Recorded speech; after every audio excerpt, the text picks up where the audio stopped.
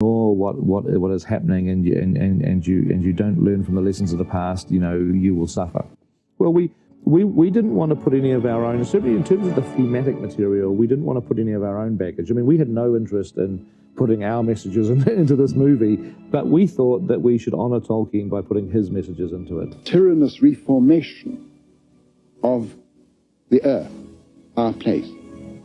That is really why he hated machines. Of course, it's perfectly true. He hated the internal combustion engine for perfectly good practical reasons. I mean, noise, congestion, destruction of cities, and many people greatly agree with him now. Into a secondary world that may not be very much more pleasant, but is anyway very different. And there are terrors as well as beauties in the secondary world. And why should what he offered, if it is escape, not be the escape of the prisoner, which in other contexts is regarded as a very noble thing to try to do, to get away? There is no such thing as a natural death. Nothing that happens to man is ever natural, since his presence calls the whole world into question. All men must die, but for every man his death is an accident, and even if he knows it, he consents to it, an unjustifiable violation.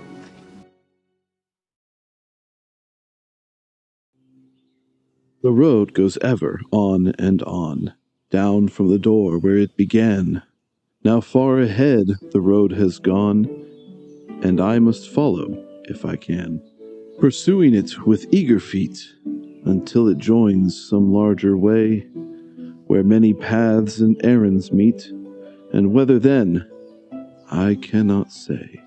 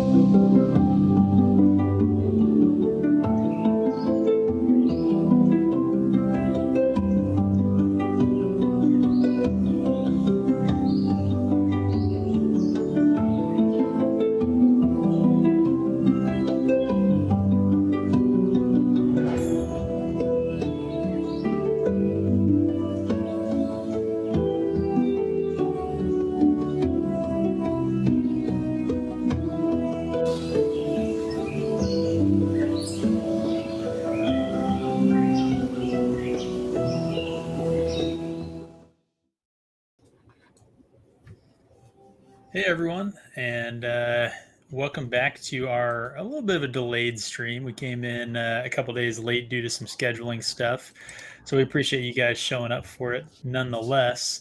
And we're excited to sit here and talk about the second to last section of The Return of the King.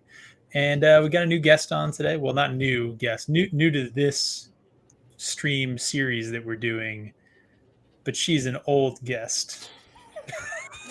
Oh, aren't you just a funny I just thought of that as I said it too. It was just, I couldn't, it was, as soon as I thought of it, it was like T-ball. This is why he's wearing shades, because if he didn't have the shades on, you would have seen his eyes glance down to where he had that joke written down for the last 3 months and was just aching to do it. Can I say flaming woolhead?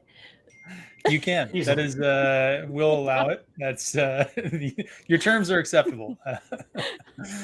So yeah, we're here. We got a couple good chapters to talk about today, leading into the final run, and we got Tryp on. So Tryp, let's hear from you. Tell us about your love for this series, why you're excited to talk to a bunch of well, I don't know about drunk. Some of us are drunk or starting to get there.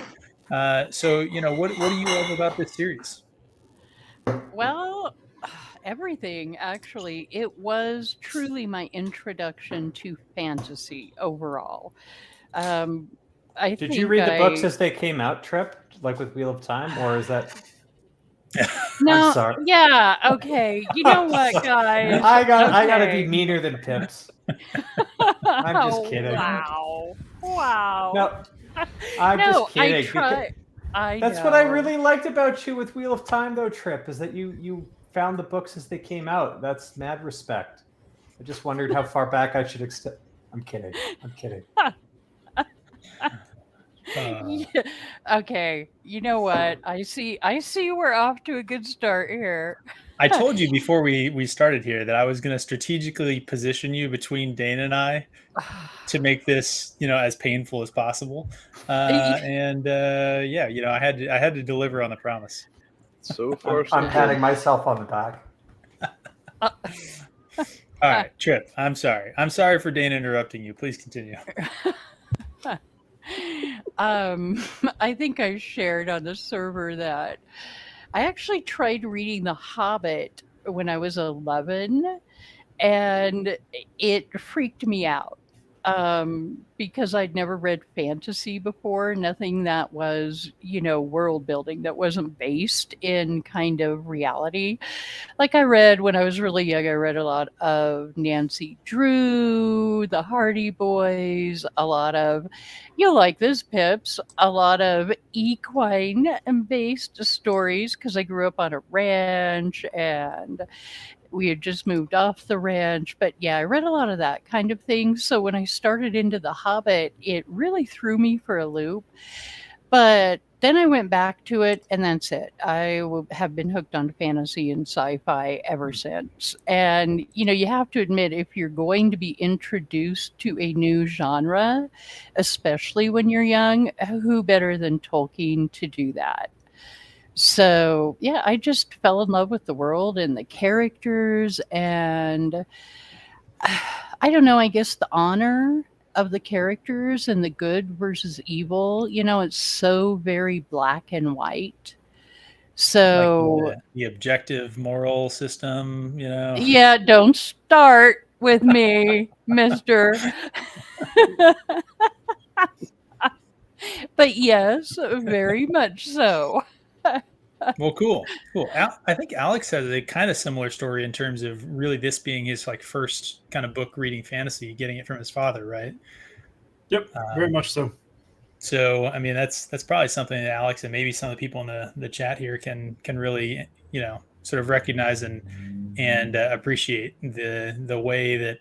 Yeah, I got to imagine it's a good intro to fantasy. It was not my intro to fantasy. I will, Dane, be forewarned. You can make fun of me for this. This is a gift. This is what was it? Canada Day was Today is actually a holiday because it's in lieu of Canada Day. Oh, okay, so in lieu of Canada Day, today, I'm going to give you this gift, which is that I think my first exposure to fantasy was Harry Potter. You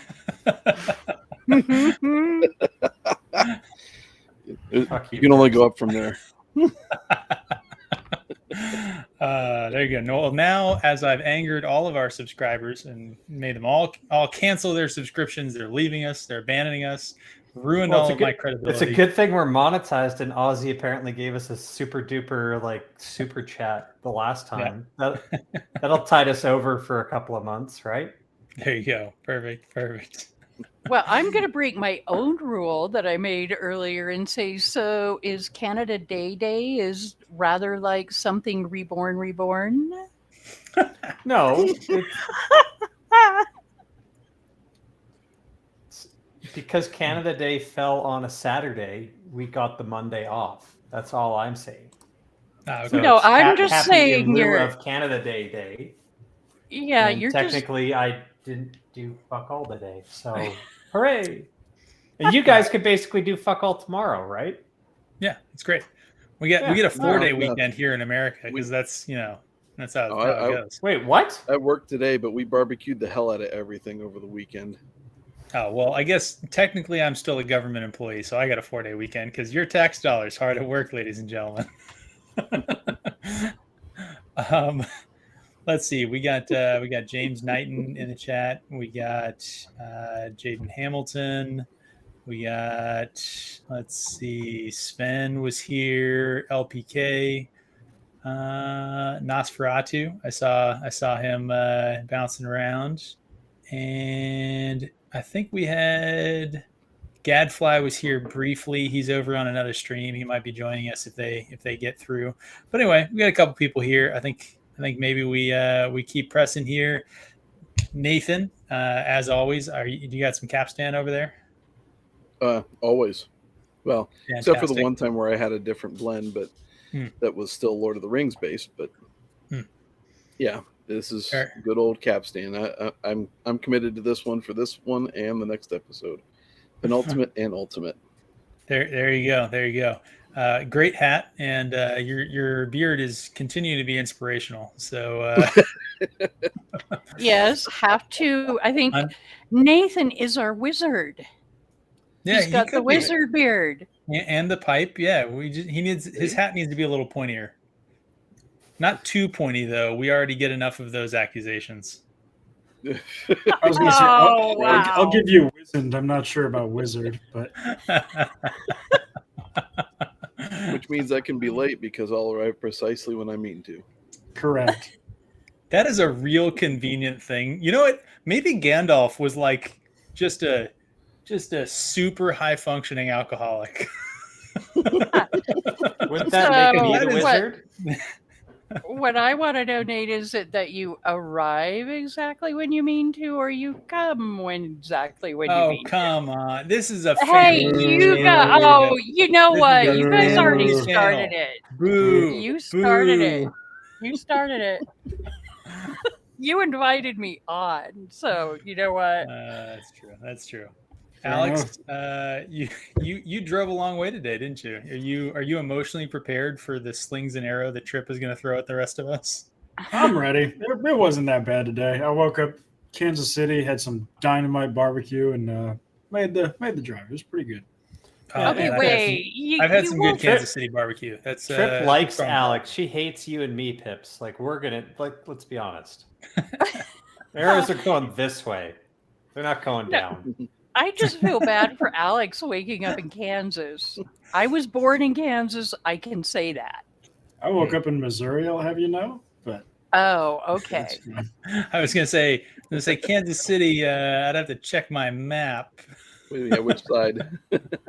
Hey, wait, they're Kansas City, Kansas, but yeah, he was on the other but that place side has of the like tracks, 17 people and 4,000 pigs. Like that's not a real town. And to be fair, in Kansas, some of those pigs are people. Wow. But you're saying they're like dead people in Democrat states? Like there's only so many fried mayonnaise balls you can eat. I mean, come on. Oh wait, where's Steve? Steve is on a road trip of his own, so. Well, no, Pip said mayonnaise balls, so I know. Of course, Steve immediately. Okay. I don't even want to know what the fuck you people do for 4th of July anymore. Dane, come on now. Just once. We can. No, we're not going to stop the stream. For the record, admit that Canada is just a little bit jealous of 4th of July. For your and your mayonnaise treats. I mean, come on. Canada Day, like, what do you guys even do? Yeah, nothing. The only reason we have this holiday is so that we have a similar day off to you guys in the US. That's why we invented Canadian Thanksgiving, because we felt a little bit awkward about Christopher Columbus. you guys were like, we really are. I mean, Dan, to give you an idea, last 4th of July, I bought 500 pounds of explosives and 1,000 rounds of ammunition. So, fucking 4th of July is fucking rad. Well, it's awesome. Better than Canada Day because we can't even do that up here. I know. Yeah. So we spent our Saturday going out out further than where I live right now. Spent it surrounded by about 500 other salt of the earth redneck people and watching a fireworks show that is paid for by the neighborhood that hosts it that lasted for about 25-30 minutes. My city was contemplating canceling Canada Day fireworks because of indigenous sensitivities or some bullshit. Don't know why. It was apparently just insensitive, so they tried to cancel it. There was a bit of an uproar. Wait, They so might the have still fake, had it. I didn't go to holiday- Hawaii. Because Dane, they also gave a shit about white people, right? But no, it's a fake fucking country. So the fake guys. holiday that you guys invented just to have a day off in close proximity to when the Americans were having a day off. Guys, They wanted to you- cancel that because it you was don't- offensive. What's you offensive don't about we realize- just decided to have a day off? You guys remember the song "Blame Canada" from the South Park movie? Yes. Where it like ended with "They're not even a real country anyway." Yes. There's never been something more true spoken about Canada ever. Well, from what it sounds like the French are setting off a bunch of explosions to make up for it. So, Right. And it's not It's even not- Bastille Day either. I mean, they got a They few got months, 2 I weeks to think. go. I was going to 2 say, weeks? Okay. usually you're copying their stuff. They copied you guys this time. So, To be fair, though, to France, it's not the French who are setting shit on fire. But Hey, now whatever. that we'll have none of that. Okay, the French said that the Algerians are just as much French as the Parisians are. Okay.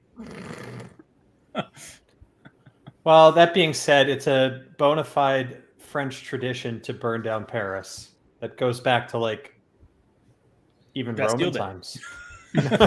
Even before that. Anyways, that's how France governs itself. Fucking riots. What else is new? And I All got right, there you books on the go. wall We to dropped the prove that. first F-bomb 16 minutes in, so I think we're probably fine. You're proud of me, aren't you? But- let it rip. all right, are we going to talk Lord of the Rings? Yeah, the let's most do it. Let's un-French do it. story ever. Because Normally to be we would honest, ask like our- there's some serious bravery in this part, right? And if Frodo and Sam were French, they fucking never would have gotten this far.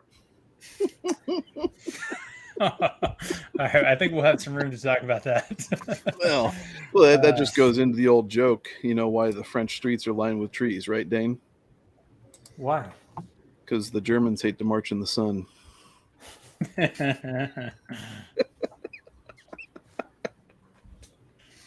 All right, let's kick this boy off. All right. Yep. So now that I got you guys canceled, God damn it! All right, Nobody's gonna cancel us because we talk bad about the French. Yeah, if that was a crime, we'd all be executed like Robespierre. All right, we're starting out with the Tower of Cirith Ungol, which I think might be the best chapter in this section. I No. would agree. I What? think narratively, right? I was thinking through this as I was going through it. Like obviously, like chapter 2 and 3 has a lot of stuff going on in terms of the actual sort of culmination of the fellowship, right? Like that's great stuff. But narratively, I think it gets a little bit I don't know. It just is sort of spoken at, like the Tower of Cirith Ungol, I feel like is more experiential. It's from Sam's perspective. He's doing stuff. It's a little more active. As you get through some of the other parts, it becomes a little more of the third person sort of narrator, kind of describing the events that are going on. And it's just not as gripping. I don't know. I hate to say that, you guys throw spears at me, but I think that the first chapter here was my favorite chapter of the section that we read today. Well, it has one of my favorite scenes out of the entire series, which is Sam, going up the tower, and what he's got the ring, on the chain around his neck, but his shadow presents like, an elf lord, a warrior. I don't know. I just really love his internal monologue through all of that, and kind of what we get to see from the orcs' point of view. I've always just really loved that part. For sure. I'll say I think this is Sam's best chapter. And there's really been, especially on this read and kind of the focus that we've had about making Sam kind of like the real hero of Lord of the Rings. And full we're not disclosure, making and him. He is the real hero. he is. Well, Yes. but it's something that you don't realize until maybe you read it as someone older and you gain some perspective on it, on precisely why Sam is the real hero. Okay. But like I recently watched a lecture series on myth and story, and Tom Shippey was the academic who was actually doing all of it. and he started his lecture series on Lord of the Rings. And his argument as to why Lord of the Rings struck the chord that it did and became the best-selling story of the 20th century was precisely that the hero was an everyman, and that the world was waiting for a story like that. And Tolkien kind of filled a void that people didn't know that they had, and that was especially true after World War I and II. But Sam, what happens in this chapter? He puts on the ring, and the ring actually tries to tempt him. And his reaction is, I don't want any of that. Maybe I should take this thing off. Leave this to somebody else. So even more so than Frodo. So here's a question for you guys. We know that Frodo wasn't really tempted by the ring, as far as kind of others like Boromir would have been. But would Sam, had he borne the ring up Mount Doom, would he have cast it into the fire? No. No. We can say this almost objectively, and the argument that I will make for this is basically the way that it's set up is that the ring going into Mount Doom took a genuine eucatastrophe. It took a literal miracle from God in order to get the ring into Mount Doom. And the reason that I say that that's remarkable and notable in this conversation is that that's basically his way of saying no living thing could ever give up that, the magic around the ring is so powerful that, nobody could give that up. Yeah, there's a dangerous desperation when it gets that close to its own doom, without even when we get there, without even Gollum showing up there. Frodo would not have had the energy to go up, and Sam, I would have been able to carry him in because he wasn't bearing the ring himself, but I don't know that he would have been able to make it inside the gate had he been carrying the ring. Here's a question for you then, Alex.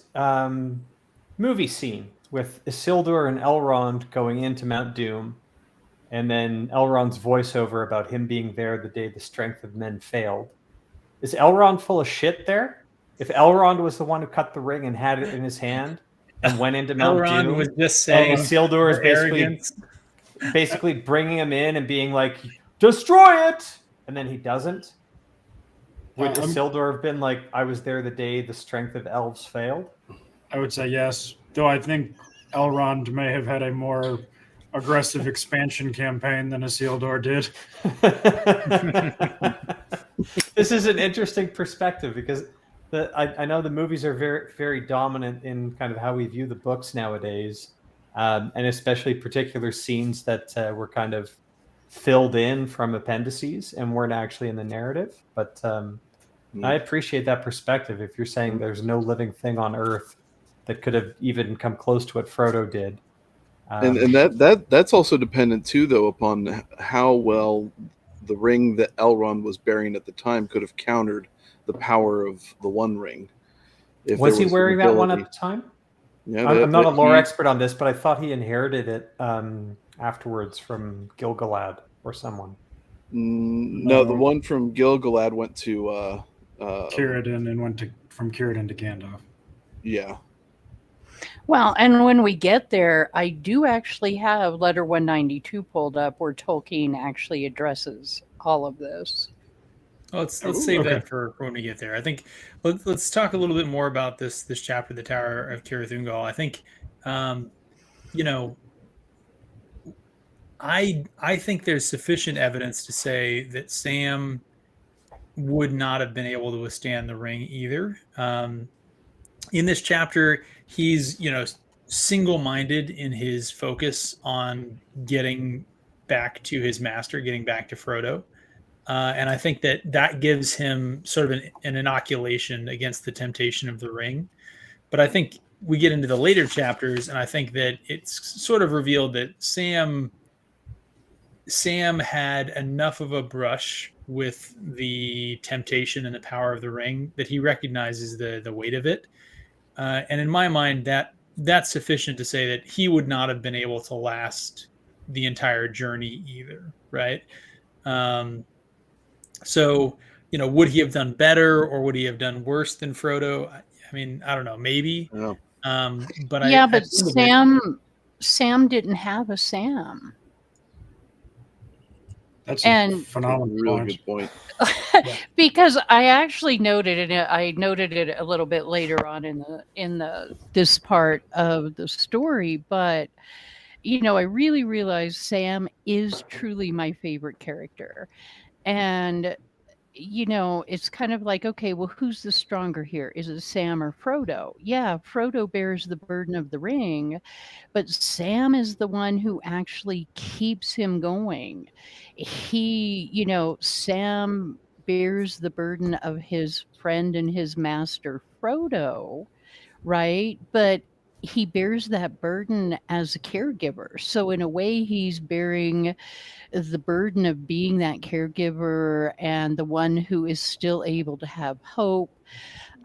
So he's bearing it all, both the ring and the quest and his friend. So I'm like, hands down for me, Sam really is the hero. He's my favorite. Without Sam, it would have bit the dust big time. I mean, I don't think anyone is really disputing that aspect. They clearly, Frodo says it himself. Frodo wouldn't have gotten very far without Sam, right? Exactly. So I think that part is clear, but I think you are bringing up a really good point, which maybe doesn't get highlighted enough. That I guess I'll put it this way. So and this is something that like grief counselors and people like that know pretty well, that it is less recognized, but probably more challenging to be the person who is there for someone else in their struggles and in their suffering, maybe even than it is for them, the person themselves. I mean, I think that, most people, when they have someone that they truly have a connection with, would probably agree with the statement that, like, you would almost always rather be the one who is suffering, right? Like you would wish that you were the one who only had to suffer rather than be the person who has to watch the person you care for suffer. Like that is the harder, struggle, right?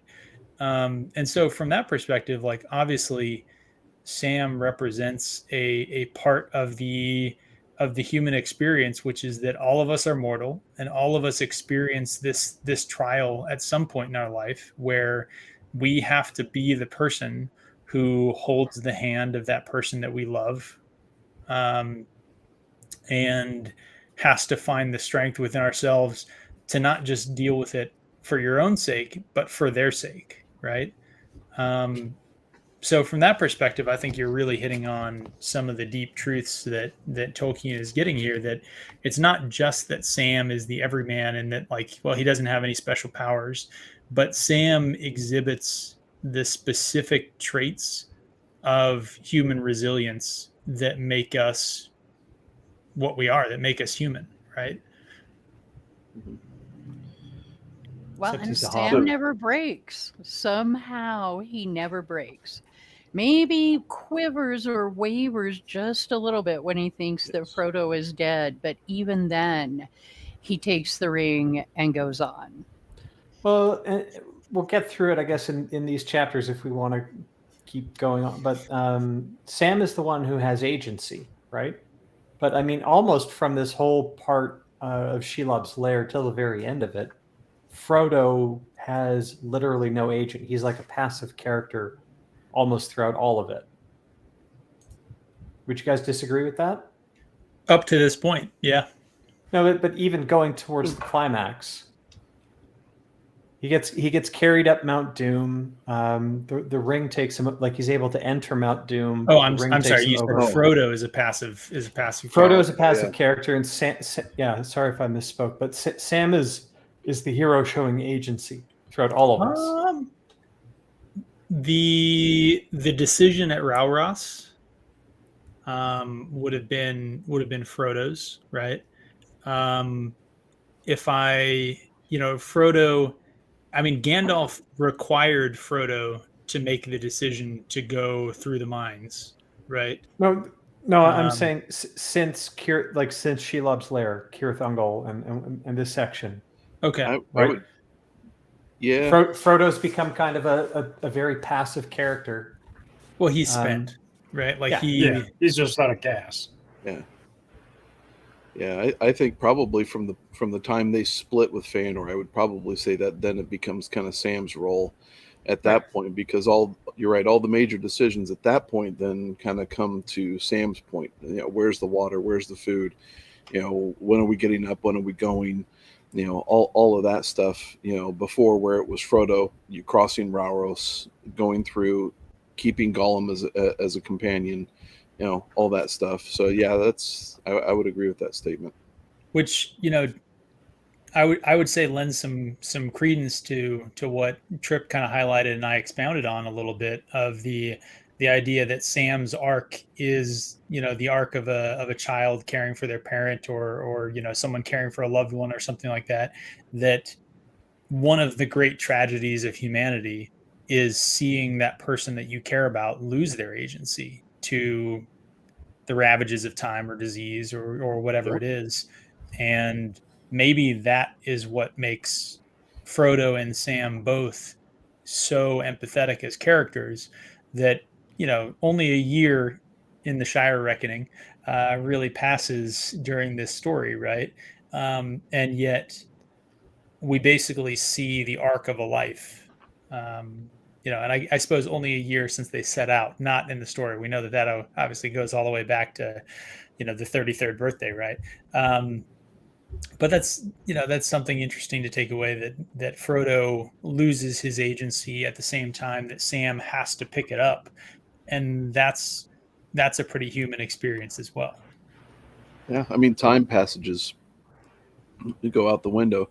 Frodo loses the ability to remember, to taste the smells, you know, all of that stuff. You know, I think, man, we're gonna have to get into that in the later chapters. Yeah, but there's this element of war, and it kind of, the after effects in the last section that we end up seeing with Frodo. You know, the ravages of war. You lose the time context, because even as you read this, you think that they've been doing this much longer.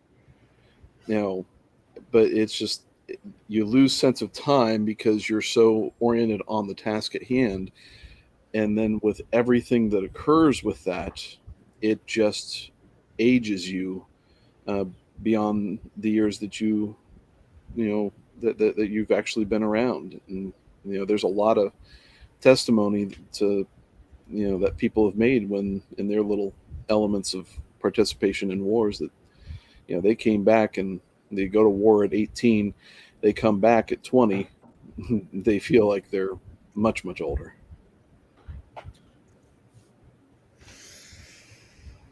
Yeah. Going Not on me, here. but I haven't been to war. Sorry. Well, let's focus in a little bit on some of the actual events from this chapter, right? So we've kind of talked about some of the big picture theme stuff. We haven't really talked about kind of the actual events. One thing I'd like to say is, I think this chapter is actually really well adapted in the movie, and we'll get that when we go through and see it, right? Or at least in the extended edition. I'm not sure how much of it survived kind of the theatrical cut, all that stuff. But, you know, Sam's kind of, you know, assault, if you want to call it that, on the tower, his one-man breach team through Cirith Ungol. One-man army. Yeah, and, you know, the fact that An Our Lady Peace just rocking. So the orcs from Minas Morgul and the orcs from Cirith Ungol clearly had a falling out. They fought each other. Pretty much everybody died, which, don't think too hard about how that happens. This may be like the only time in history that two armies like actually, you know, fought each other literally to the last man. Well, almost to the last orc. Yeah, And I know that, you know, you're going into more of a, you know, detail here, but I think too that what you're talking about also speaks to the fact that evil destroys itself from within. Because we not only see that here with, the orcs destroying each other, the two different, whatever you want to call them, two different armies or two different races of orcs or bands of orcs, but we see that as well at the crossroads later on, that they pretty much screw everything up for themselves just by nature of what they are. Yeah, I mean, I think that it's a microcosm of the entirety of the story, which is that evil creates the mechanism of its own destruction, right? That evil can't help but harm even unto itself, right? We'll talk more about that, I think, in the next chapter with Frodo's insight on that aspect. But it was brought up in the chat there, so LPK brought it up. The elf warrior, the various sort of cloaks of Sam. I really enjoyed Sam's perspective on this. I like that this kind of hits something that we've talked about with Robert Jordan's writings, actually, that one of the interesting things as a reader is seeing characters misinterpret the events that the reader understands, right? So the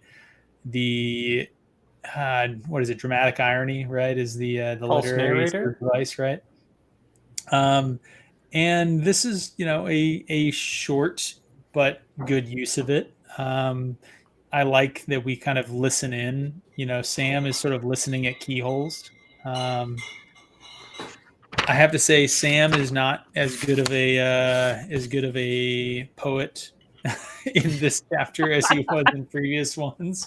I don't know. What are you guys' thoughts about Sam's song about Western lands? I loved the orc's reaction of, "Would you shut the fuck up?" Like that was, yeah. Well, I want to know, what do you guys think about the name Shagrat? I was going to name my kids that. It's a very respectable name. I think I bought weed from a guy named Shagrat once. There are just so many interpretations for that name. Yes, it's not good. Yeah, the modern anachronism for it would be really bad. It's a guide how to name your orcs. Take like a synonym for something offensive and an animal. Yeah. Wait, shagging is offensive, Dane? Is this what you're trying to say? In 1950s England? Come on. It's not very polite, Tryp. Yeah. He's over here talking about the pastoral experience, and Tryp's like, who's offended by shagging? This is why you have me on, and it. Yeah, we have to bring on at least one corrupted sort of, woman of ill repute. Oh. All right, horsey. All right. I'm not even touching that one. So no I one's gonna am agree no with me about man. Remember. There you go. So no one's gonna bring some comments on Sam's poetry. I'm not gonna say I'm with Shagrat, but it's. I will say, with the exception of one other section one other chapter in this section, this, in my opinion, is kind of the worst poetry that they rolled out there. However, this one is intentional, so I'm going to give it a pass. You said one other in this section? Yes. Well, in comparison to me as a poet, it's brilliant.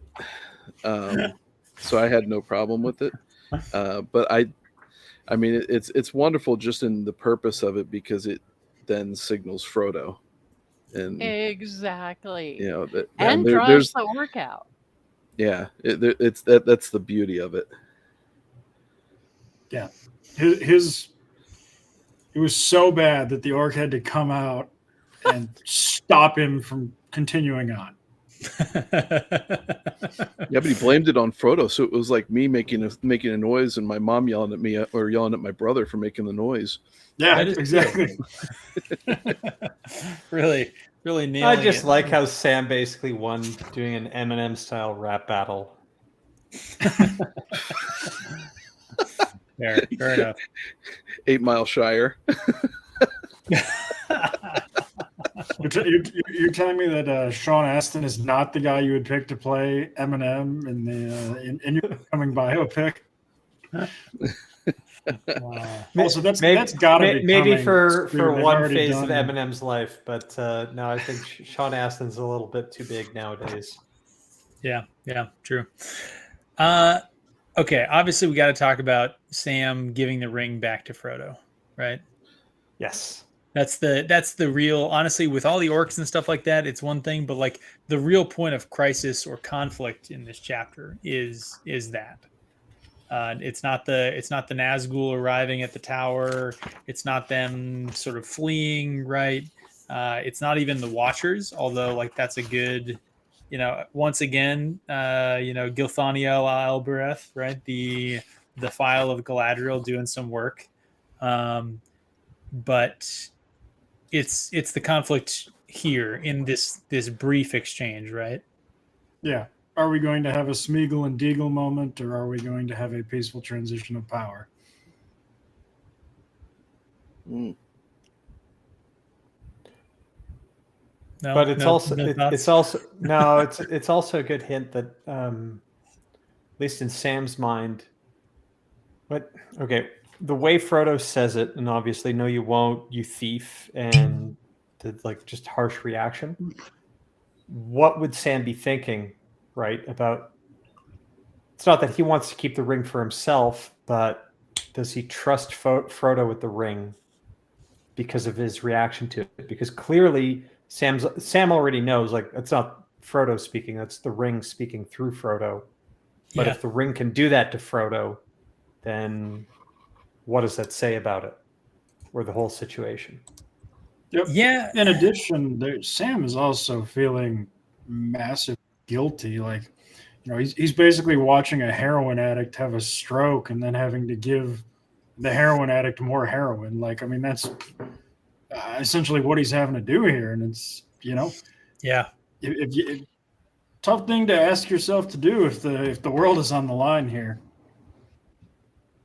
Okay, I think that's probably the first time I've ever heard Frodo compared to a heroin addict.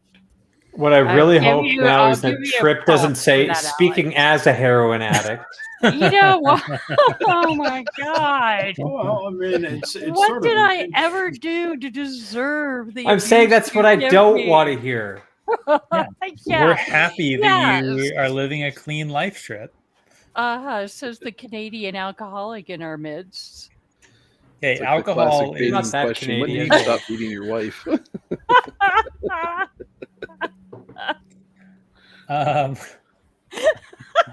And now we've got to personal insults. Okay, I think we've covered it now. I think Alex's point, though, like, I mean, the movie definitely paints Frodo as an addict, right? Like, the movie does a great job of capturing that. Right. I think that James makes a good point here that, like, I mean, Gollum's not even like a heroin addict. Gollum is like on meth. Gollum, he's a meth head. He's on bath salts. Yeah. Gollum is the San Francisco Citizen. Gollum's had fentanyl plenty of times and just true. fucking skated through. But Tryp, what did you say earlier before I implied that you were a heroin addict, which I'm sorry about, but what were you going to say? No. I was just giving Alex shit. Because, only Alex could come up with, Frodo's, pretty much a heroin addict. But it is a very valid point because the ring, strongest drug in Middle Earth that no one can resist, Well, that's only because the book wasn't kind of written around some sweet long bottom leaf, because No. Hey, I the dank is addressed sweet that from the and you Shire, guys right? made fun of me. So, whatever. Exactly. I had to bring it up for you. All right. Does anyone have anything that they want to add here about this chapter? I mean, we talked a little bit about the Watchers. We talked a little bit about the showdown. Oh, we did. Sam, did I step away while you guys talked about the Watchers? No, it was brought up in the chat, but please, let's if you got some stuff, I mean, it's a this good is section. something I want to talk about too. So go ahead, Nathan. Yeah. I just LPK mentioned earlier, like one of the spookiest things, and it's an absolutely correct observation, because you sit there, you don't really get an explanation of what these things are, what they do, how they operate. What's the best thing that it does is Sam kind of incorporates it into his realization of Mordor is set up to keep everything in Mordor instead of trying to keep things out of it. And the Watchers are a big part of that. And the only thing that can beat them is the light of Galadriel. And then he says, well, I just rang the front doorbell.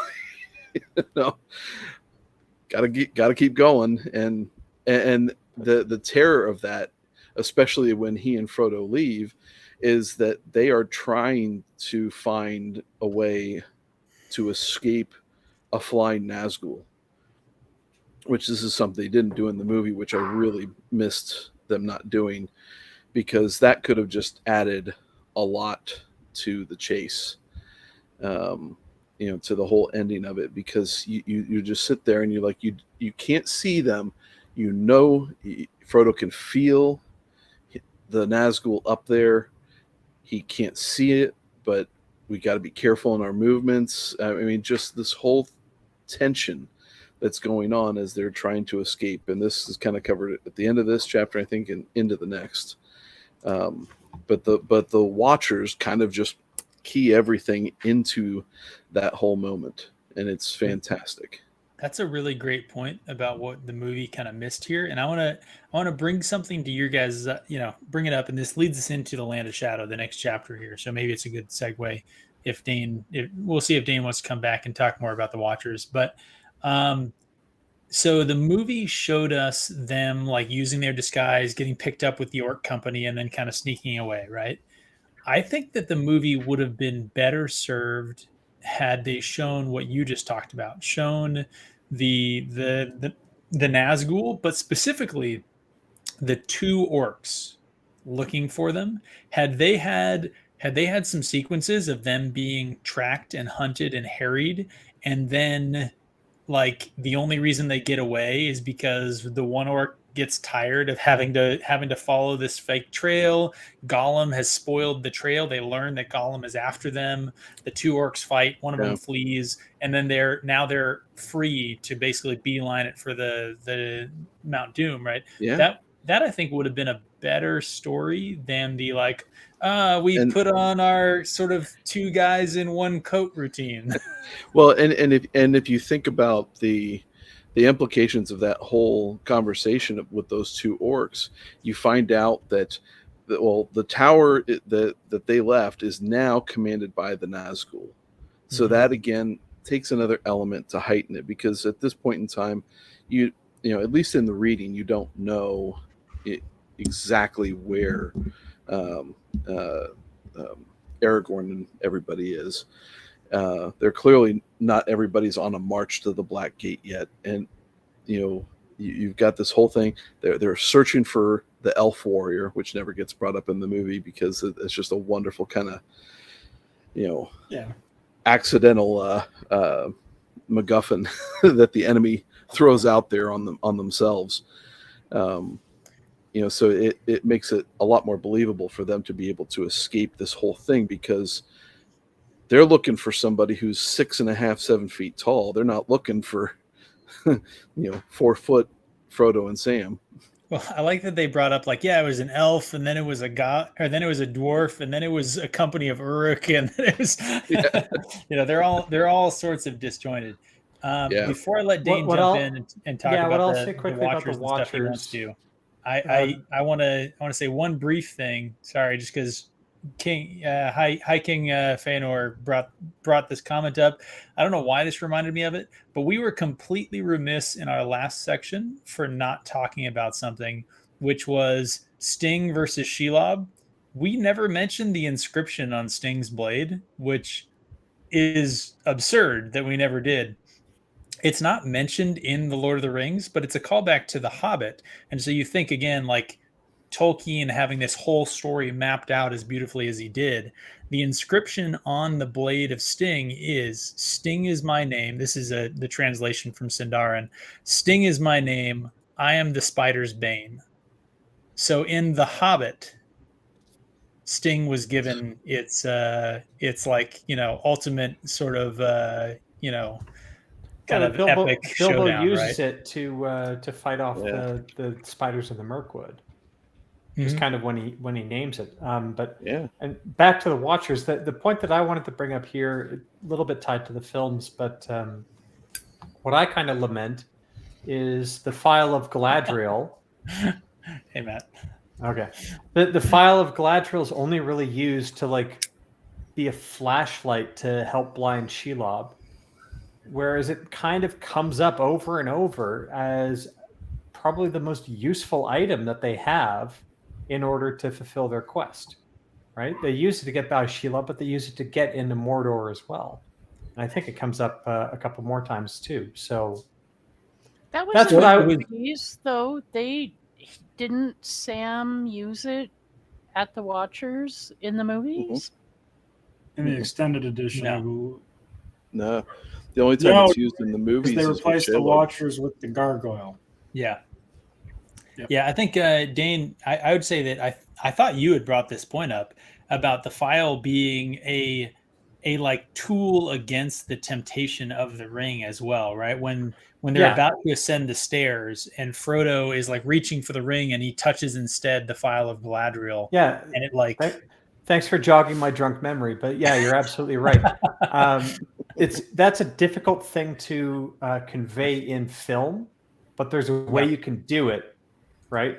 Which is, a big close-up scene in Frodo. He wants to, and then he finds the file, and then you just do like some kind of nice musical song or aura or whatnot, and it seems to like push back against the temptation of the ring.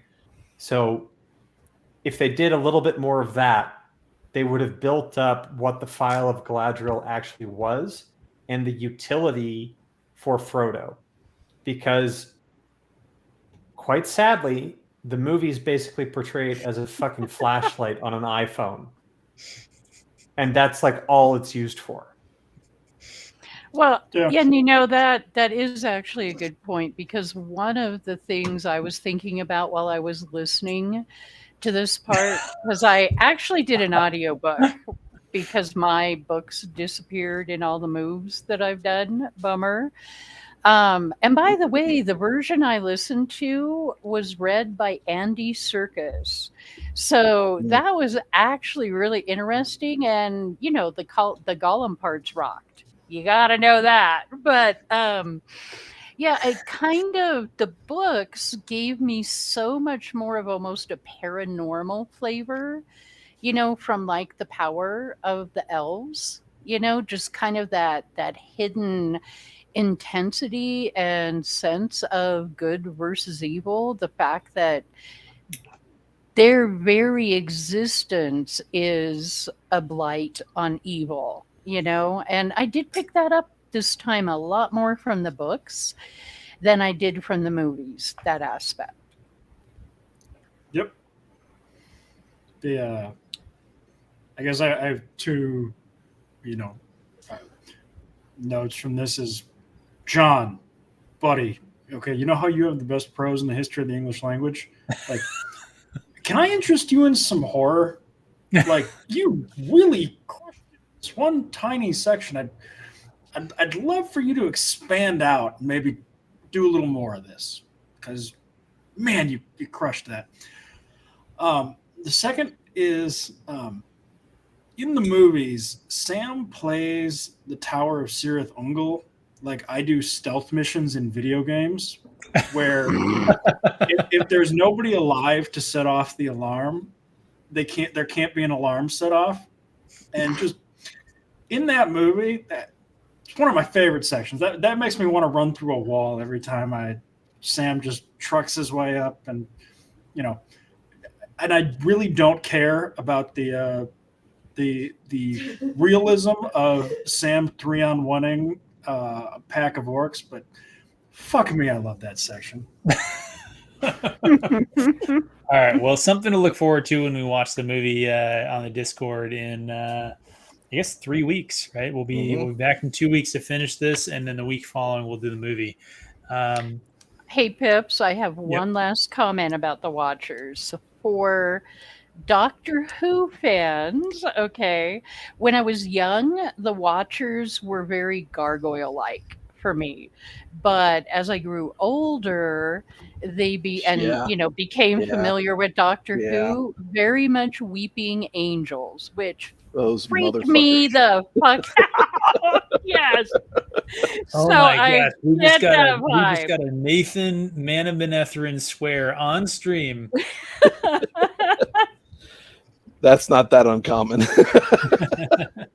I'm with you on that one. I wasn't much of a Doctor Who fan, but that episode Trip was just insane. Insanely good too.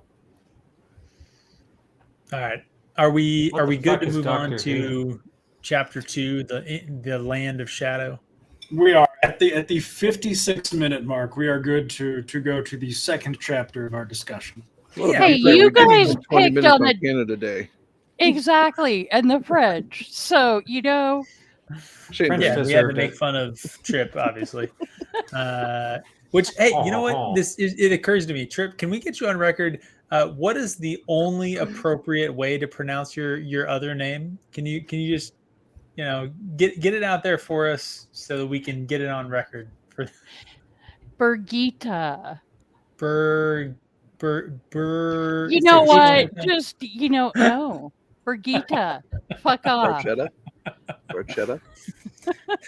Brigitte is how it's pronounced in the books. It sounds like a fucking Italian deli meat, Nathan. I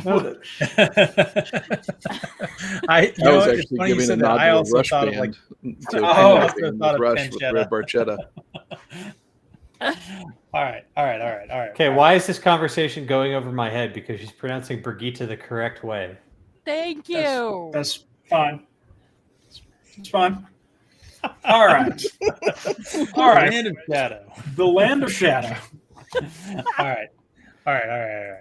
So the Land of Shadow, basically, Sam, Frodo doing their thing, crossing over the plains of Mordor. I'm looking for the name here. One of you guys might be able to help me out. There's a name for like the section that they're actually going over. It's not the plains of Mordor. It calls it something. Udur. Yeah, it's with Ordrin. Yeah. Orodurin. Yeah. No Game of Thrones Hodor. Nate. So they're crossing over that. They got some cliffs and stuff. Story. They run across. I do think this is the section that they run across the two orcs that I kind of brought up briefly, right? That follow them. They are going across they go across the Morgai, which is just like the Badlands, is like kind of what is in my mind. Just so they're going across there, and you get a couple random orcs that show up. You got like one fighter and one sort of tracker. I love that Tolkien is just like, yeah, the one with the sniffling nose is a tracker, and the one that looks like a tough guy is a fighter, and like, yeah, breeds of orcs. What can I say? So they go on. Yeah, but I love that part for the fact that Tolkien used that to tell us, the reader, and Sam and Frodo what the hell was going on. And that they weren't sure who or what they were looking for, and to reinforce the incompetence of evil. All in one little section. A funny one to boot. I feel like this like is how evil cannot really unite. they're serving each of their own individual means. This one cracks me up because it's like, I always imagine this is just like Tolkien's experience in the army, where there's like, just two privates sitting down smoking a cigarette, and then a couple of sergeants walk by and are like, you look like you're having a decent time. Get in line, start doing something. So they just end up walking across evil Kansas. And we don't exactly know what to tell you that you need to be tracking or finding or doing, but it's one of these 6 things. Pips, you're on mute, buddy. Still on mute, buddy. Mute. Thanks. There's only a half joking saying in the Marine Corps, which is that officers have been officers ruining enlisted Marines' day since 1775, and that's that's basically what I see happening here. I think Alex, you picked it up perfectly. That these two dudes were just hanging out, probably in Lubors or whatever or stronghold they're hanging out in, and somebody's like, "Hey, you." Go scramble around those rocks and find whatever's going on out there. And they're just like, ah. But even with like Sam and Frodo, where it's just like, they're just sitting, kind of hanging out under a rock, and they're like, get in line. We're going to go fight some men. Like, also, sure. I'm not in your battalion. Like, you're not the boss of me. True. Yep. So I had kind of said this, Dane, while you were gone. I think that I thought of the 2 events that kind of happen that befall Sam and Frodo in this section, them being tracked and us getting, like Tryp said, a sort of insight into the orcs' perception of the battle and how it's going, and the divisions that are happening there, and how the orcs don't necessarily all like the Nazgul. Of that section, or the get in line and come march along with the troop, I think the first would have been better for the movie. I think that had we seen Sam and Frodo being pursued by these 2 trackers, I think that might have made a better sequence than the sort of comical, like the 2 hobbits in ill-fitting armor.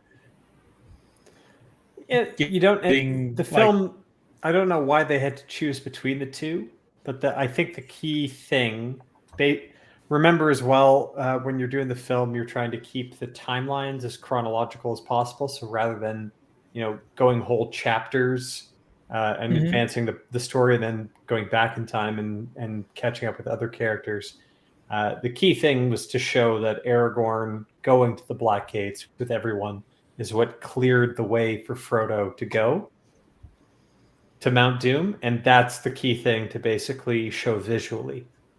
So having them run into a whole bunch, I could see why they made that decision or opted for what they did, because they needed to make it clear that without Aragorn going to the Black Gates, there was no way for a clear path for Frodo and Sam to get to Mount Doom. I almost kind of see it the other way around, though, because they showed that shot of looking down from the high passes around Cirith Ungol and watching all of the forces at probably unnatural speeds, sort of clearing out of the sort of Morgai.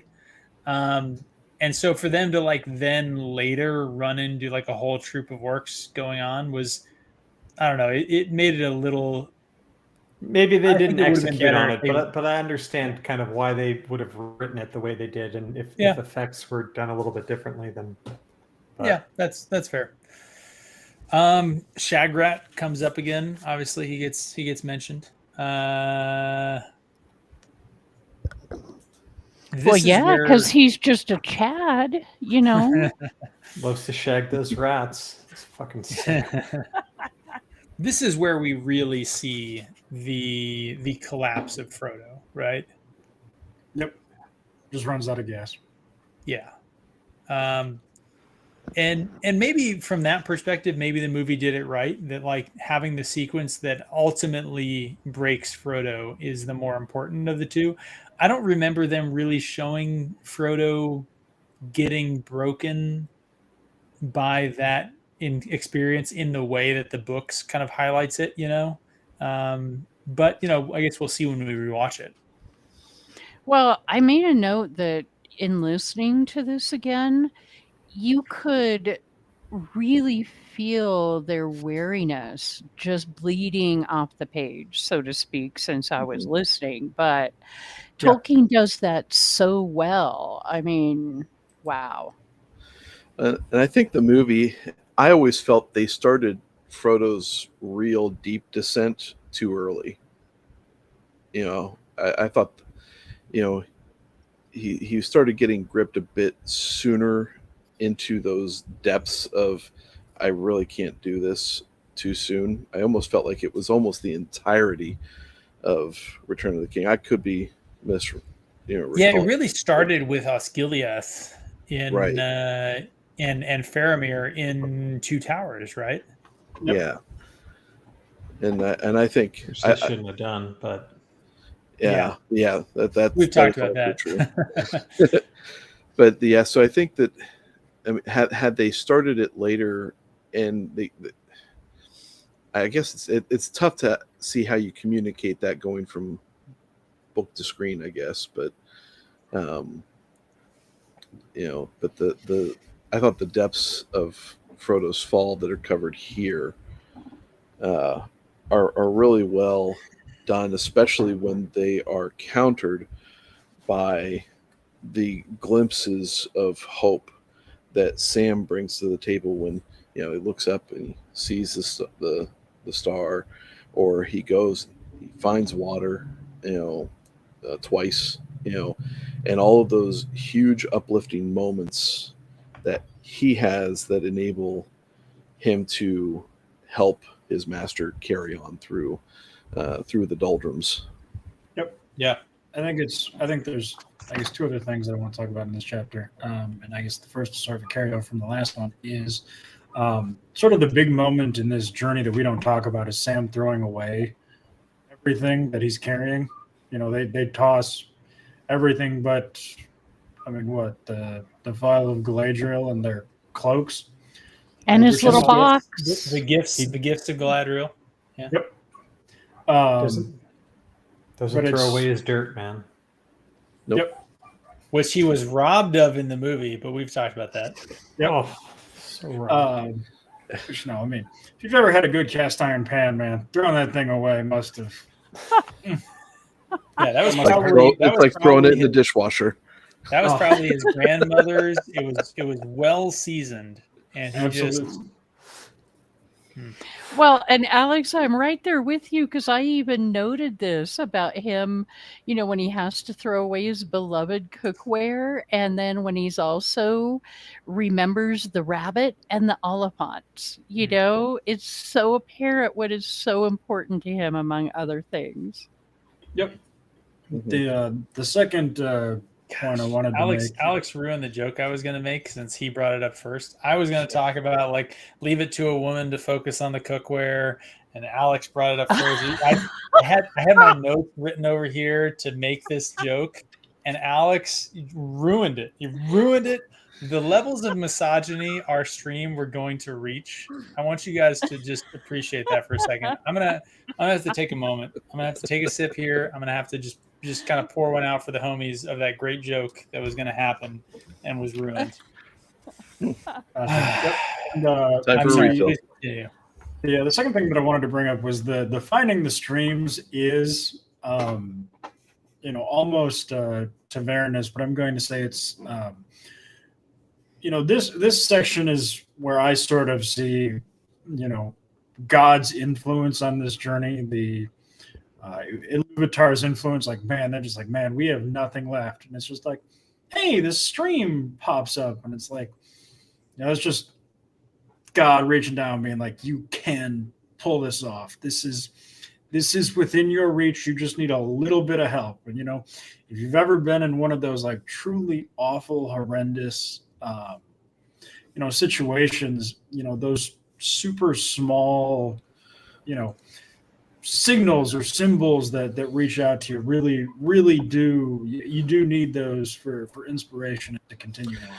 Yeah, those would be what our forefathers in this country would have notated as a providence moment.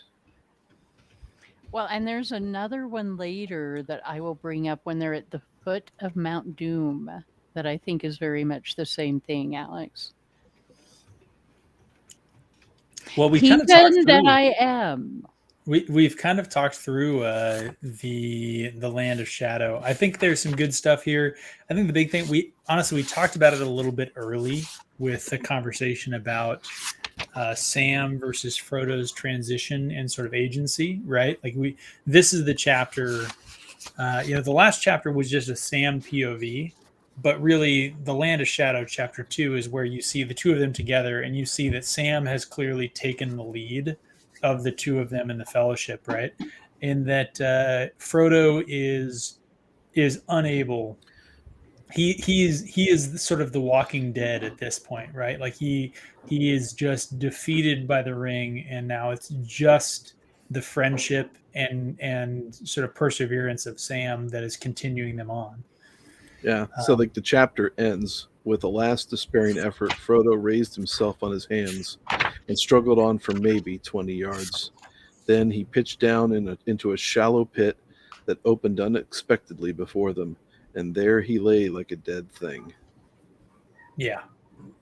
Well, and I think this is another place where Tolkien kind of displays that dichotomy between good and evil, between healthy nature and corruption, because he describes the bleakness of Mordor so well, and we're not that far out from the description of Lothlorien, and that beauty. So I think once again, you're getting those two opposing visions.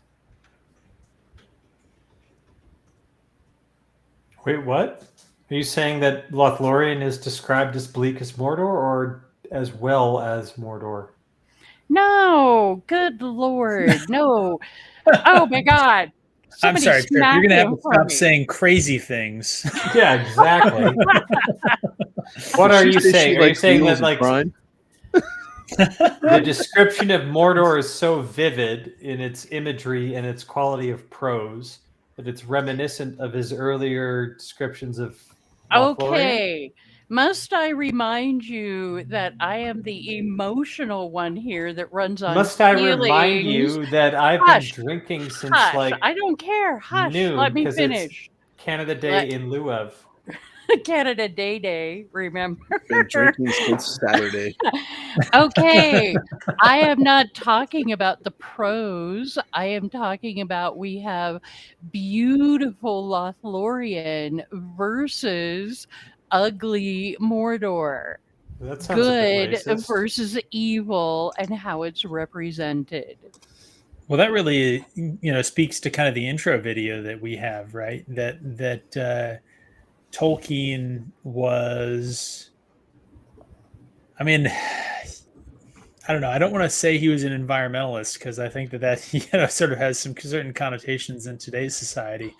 But Tolkien was very anti the sort of industrialization and modernization of England, right? Like there's no industry in Mordor, really. Yeah. I would categorize more as a conservationist rather than an environmentalist. Weapons, they make siege tools, they make whatever. But I think Mordor is really fucked. When we've, as Tryp said, we've walked through Lothlorien and we've described no less than 37 different trees. But we've gone like 20 chapters, or we've gone 5,000 words in Mordor and haven't described a single tree. There were some thorny bushes. And they were surprised to see them. Yeah, I mean, and the mithril coat would not have been able to withstand the thorns. Yep. Now, remember, that's because all the water went to wake Mount Doom. God, fuck off. Fuck you, Trip. Okay, I think we're done. Oh, I thought you said you didn't watch that piece of shit. Oh no, I did. I did streams on it with Kai's server. So yeah. oh man, the comment was funny as hell, and I hate you so much for saying it, Tryp. I got something for you too. Right there. You. I love you guys too. All right, Trip's gonna get muted for the next 5 minutes. Good. Good. That's what they call a Repeal the 5-minute 19th major while in we're at it. Canada.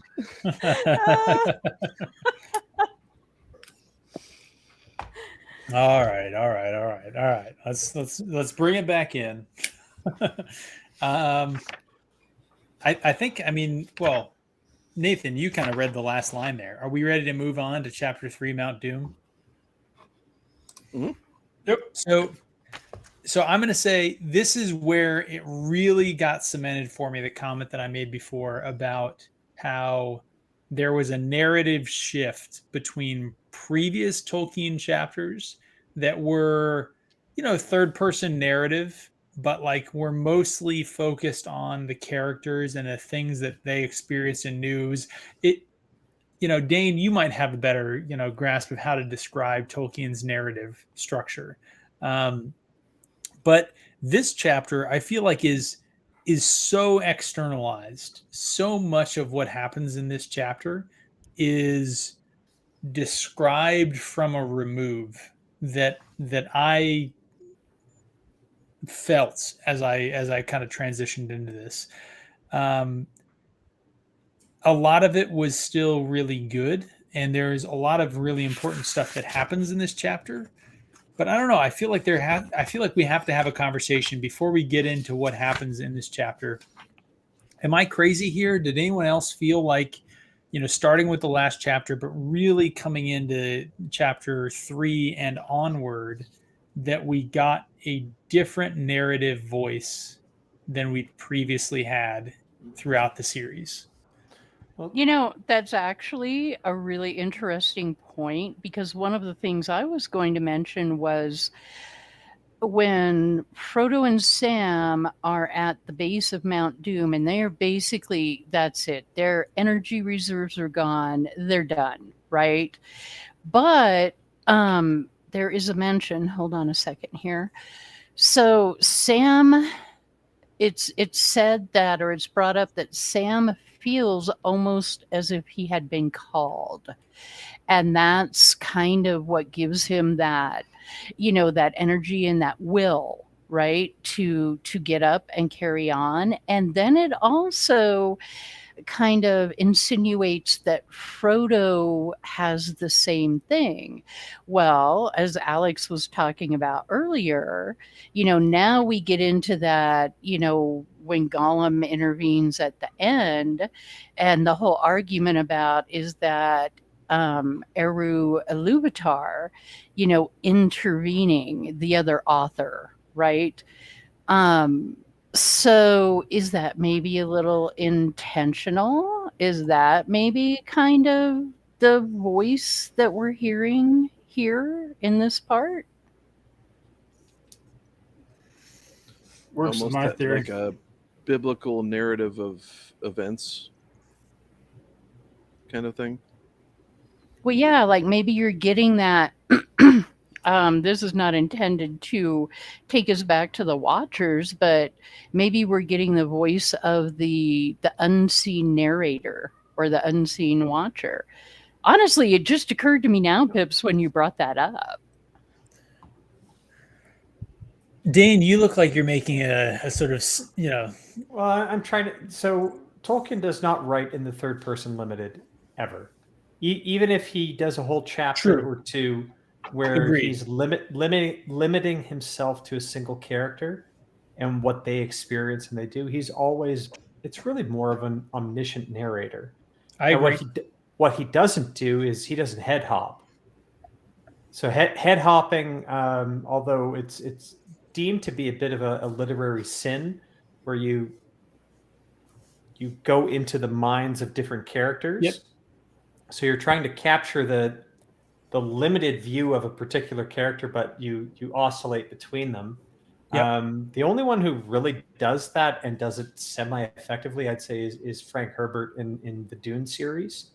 But most everyone, you do an omniscient narrator, and if you're an omniscient, you don't really want to dive into a character's head because you can't really get away with that kind of internal monologue or introspection. So what I'm kind of saying is, even when we delve down in Lord of the Rings to a particular character, you really don't have Sam talking to himself. You'll have him talking to himself out loud in dialogue. He'll do that. I think it's in the previous chapter or even in Cirith Ungol, where he speaks to himself. But you don't get the, like, you know what I'm talking about with, because you've read Wheel of Time, the stylized parts where they go italicized. And kind of that's the internal first person internal monologue. So I wouldn't necessarily say that this is, you know, a big shift. I think he uses the omniscient narrator and he kind of does it in one style, and then he moves omniscient in a different way when you get to Mount Doom, where now he's pulling back and not just looking at Sam and how Sam sees the world, but maybe a bit more broadly in terms of explaining everything that's going on from a higher altitude, so to speak. So I think you're kind of capturing what I was feeling, right? So I think we're on the same page there, that it's not actually a change in narrative structure or narrative style. It's but there is something different, right? There is something different. I like your idea of altitude, right? So we'll use that for a second and just say, you know, what do you guys think is the purpose or the effect, right? Like why the change in altitude, and what does that really do in this chapter? Because, you know, to sort of allow myself a little bit of kind of poetry here, or poetic license, I suppose. You know, as Sam and Frodo climb up the mountain and gain some altitude themselves, the narrative voice does do exactly the same thing.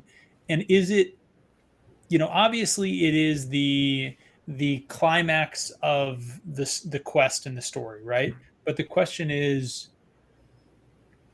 what was Tolkien trying to do there that had to be accomplished by that difference? Well, does that make sense? So let me take a first stab at it, and hopefully everybody else on the panel will pat me on the back after this. But the previous two chapters, if they were at low altitude or zoomed in, that's what you do when you want to focus in on a particular character, grow a character, or show a character shining moments. And I think he does that very well, because we're focusing on Sam in these two chapters, Cirith Ungol and the Shadowlands, or whatever. Before you go too far, though, I don't think it's just the previous chapters. I think like the entire series up to this point was at that lower altitude, right? Like it was more focused on the characters, and then there is a change right here at the climax, which seems. No, I don't know if I've seen another book that does this. There are other chapters that zoom out a little bit more, like Council of Elrond, you could say, where you're basically taking a higher view of macro events and big. But Mount Doom, this chapter especially, if you want to start getting some distance, because as you pointed out, it is the climax of the whole series. This is where the evil is defeated and whatnot. This is where he is pulling back his narrative lens, so to speak, and he's creating a little bit more distance. He's not showing you all this from Sam's point of view and giving you his thoughts and only his thoughts. I think he's being deliberately broader, and the reason he's doing so is this is the macro climax of his narrative. Tryp makes an interesting point. Do you want to expound on this maybe a little bit? Well, I really noticed when he was describing Mount Doom, it was a character in itself. And this is a little bit ahead of where we're actually at this point. But he also he talks about how the fires of doom awaken in anger when Sauron. Sorry, I was distracted by that comment. No, but I really noticed that he talks about like when Frodo puts the ring on and Sauron becomes aware of the actual danger itself, that he talks about Mount Doom as if it truly is sentient. The fires of Mount Doom, awaken in anger just because of this, that connection with Sauron and, his power and all of that. So Mount Doom just really felt like a character in itself here. So that's really interesting, because then that would almost put this as, again, not saying this is a point of view chapter at all for that, but this would make this kind of a perspective chapter that is the only one that is from the side of evil. And then Sam and Frodo have to overcome Alex it. seemed like he was on board with something he thought you were about to say, and then was like, "No, that ain't it." So we need to hear Alex's take here in a second. This is going to sound extraordinarily pedantic, but my opinion in this chapter has always been that the reason that you have the sort of extremely high lens in this chapter is because this is from the POV of God. And there is a difference between, in this, you can only get away with this if you're the best writer of the English language of all time, but there is a difference between a universal POV and, in this one very specific instance, the POV of God. So I thought Nathan was going to say that, but he went 180 degrees, which I actually think is probably closer than anything else. So kind of on it. Yeah, and I will say that my thought, keying off of what Tryp was saying, is kind of an incomplete thought, and I've not fleshed that out, at all. But it's just kind of an interesting thing that next time I read this, I'm going to have to kind of consider it as I'm going through it. Well, and then Gadfly does bring up a good point that I'm now having to think about. When he talks about when they are trying to cross over, I am so going to butcher this name. Carados? Yeah, you know what I'm referring to, right? Correct. Yeah, and how the mountain comes alive in anger, which I still kind of think that's more due to Saruman, but he's got a really good point there. And yes, we know me, being nature lover and kind of Wiccan sometimes and whatever. I don't think I ever... There really is a theme running through, might be a small thread of nature being sentient, Treebeard with the Ents and just little touches here and there. I find that interesting. And I had not noticed that about Mount Doom. You're going to have a hard sell I know saying that Tolkien, the devout Catholic, was secretly a Wiccan at heart, but that is not what I'm trying to say, and you know it. I've seen the excess media make more ridiculous claims in the past 2 years. But that is not at all what I'm saying. That is true. I think that goes back to Tolkien's love of nature. Yeah. No, I think that's fair. All right. Well, let's talk about, now that we've talked about the big picture, the lens, the altitude, like Dane said, which I liked. I think that was a good way to describe what kind of happens in this chapter, starting with the last chapter, but really getting into it in this chapter. I leave for fucking 20 seconds and you guys turn into fucking hippies on me? What the hell's going on? Well, Tryp was always one. She didn't turn into anything. So what do you guys have to say about the actual events of this chapter? I mean, like, first of all, Sam literally putting the team on his back, just just carrying Frodo like a sack of potatoes and going up Mount Doom. I mean, awesome. Sam still the hero of the story. Go. And then Frodo, well, for Sam sparing Gollum's life, right? And then That's very important. yeah, let's talk about that. Let's talk about that. I think you're right. Okay, wait, before you do that though, I just want to mention one thing that kind of leads into that. No, where Frodo where I believe is from Sam's point of view, that he sees Frodo get angry at Gollum, and I think what he says is, "If you touch me ever again, you shall be cast into the fire of doom." Oh yeah, it's a great line. Great line. And foreshadowing, yep. Oh my God! Is it really foreshadowing when it happens within the same chapter? Like, well, I don't know. Like, I mean, hey, I love it. It's a great line. But like, can it really be foreshadowing when it's like you turn the page and you're like, oh, that happened. Called it. It's fucking Babe Ruth at the plate going the edge. I'm hitting it that way.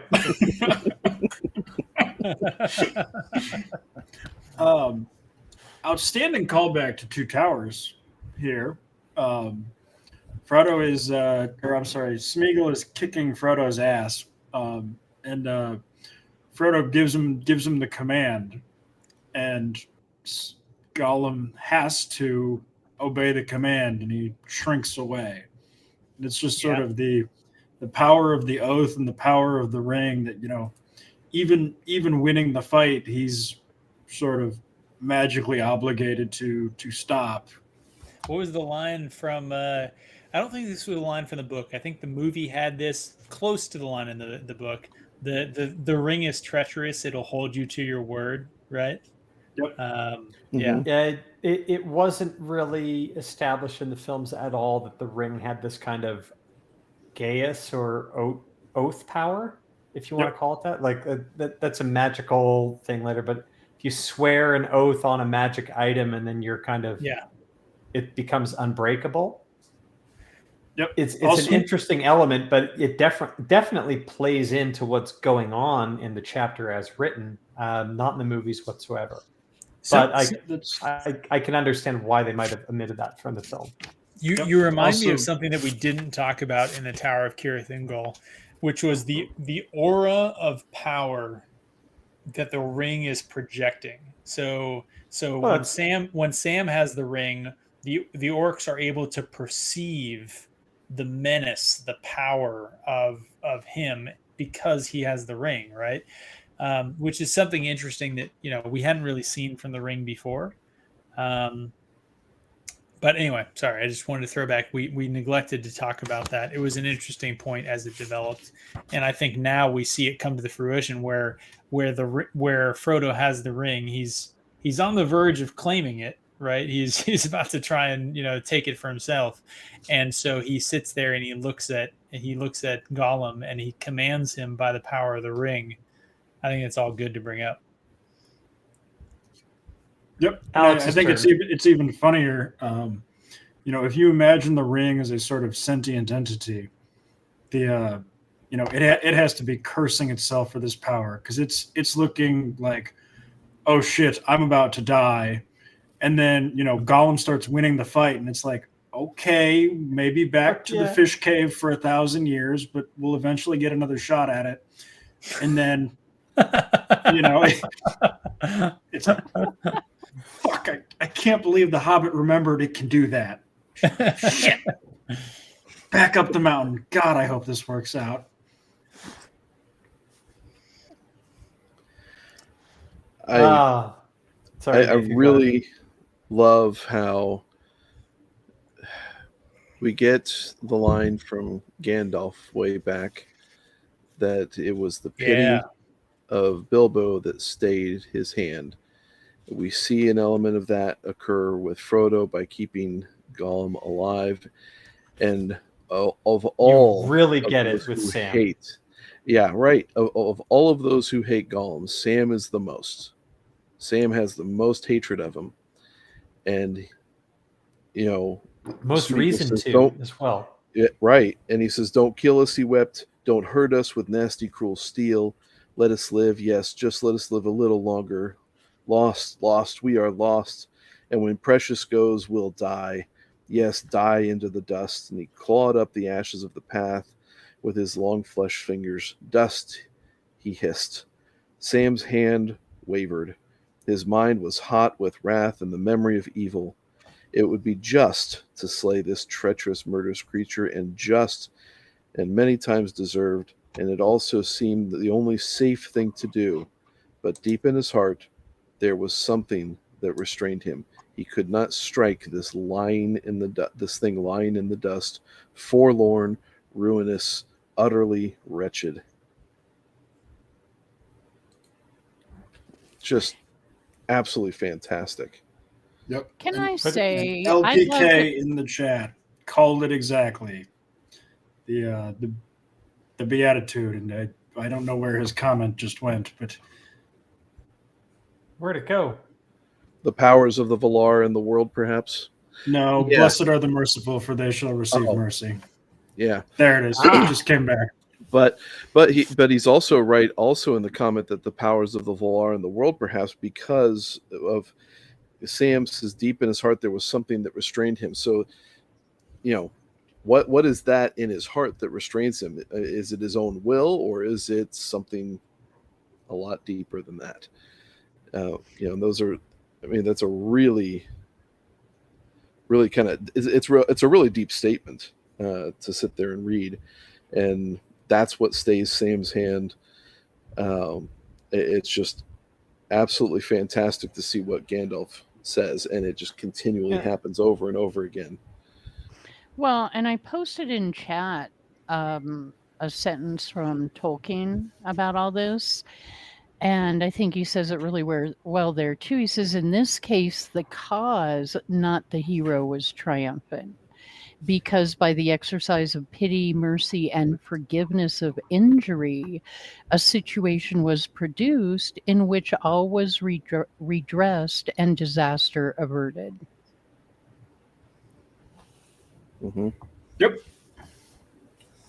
Yeah. Yeah, and I'm not sure how I feel about the whole thing just from a narrative structure or moral of the story point of view. Because I get what Alex is saying is, okay, if no being would have been able to destroy the ring, which is that's a page or two ahead. So ultimately, if you accept that, if that's the message of that's the power of the ring and its ability to corrupt, the only way it would have been destroyed would have been by accident. No. Very important distinction. No? Not by accident, by deliverance. That's where we're getting at later. So basically, so what one would say is by accident, another person could say is divine intervention. And that is where that's where I quibble, is if that was the intent with Lord of the Rings, because I understand he was a deeply Catholic fellow, but I didn't get the sense from reading the story and what was in the story that it was a very religious story in and of itself, because, correct me if I'm wrong, there's no religion for the characters. There is not in that there's sense. There's a mythology, and I get that there's gods and beings and what have you, but no one is worshiping, no one is telling people how they ought to behave or live. There's no institutionalized religion. The characters that go off and do heroic things, it's very different than if you were to maybe read a contemporary medieval story about what people believed and what motivated them in terms of their belief structure. So if we're saying it's deliverance, I would be saying, kind of as a reader, it's like, well, when was that introduced? Yep, and it's one of the I believe actually Tryp has it pulled up. It's one of the letters that he explicitly sort of states it. I think it's 192, but you're right in the sense that it is not, explicitly stated. It is more of he is trusting that you are going to understand it and go, okay, something fucky just happened here. We didn't just end this incredibly epic story with, and then Gollum slipped and fell. That is the sort of the idea, but it is also sort of very much an interpretation of faith, in the sense that the two hobbits here have done literally everything humanly possible for them to have accomplished this, and they're just not great enough to successfully kill Sauron. But who is great enough? Nobody is, right? Exactly. And that seems to be a message too, and that's ultimately what resonates with them. Yep. But as far as then the themes that he's trying to bring across, did he trust that he was writing for a Christian audience? Well, and before we know you that continue, the audience for these books are, it's universal. Well, yes. Okay, wait, boys. know While you debate this, I'm sharing Pips if you want to share the letter, so that way they actually both have Tolkien's words on this. Ah, excellent.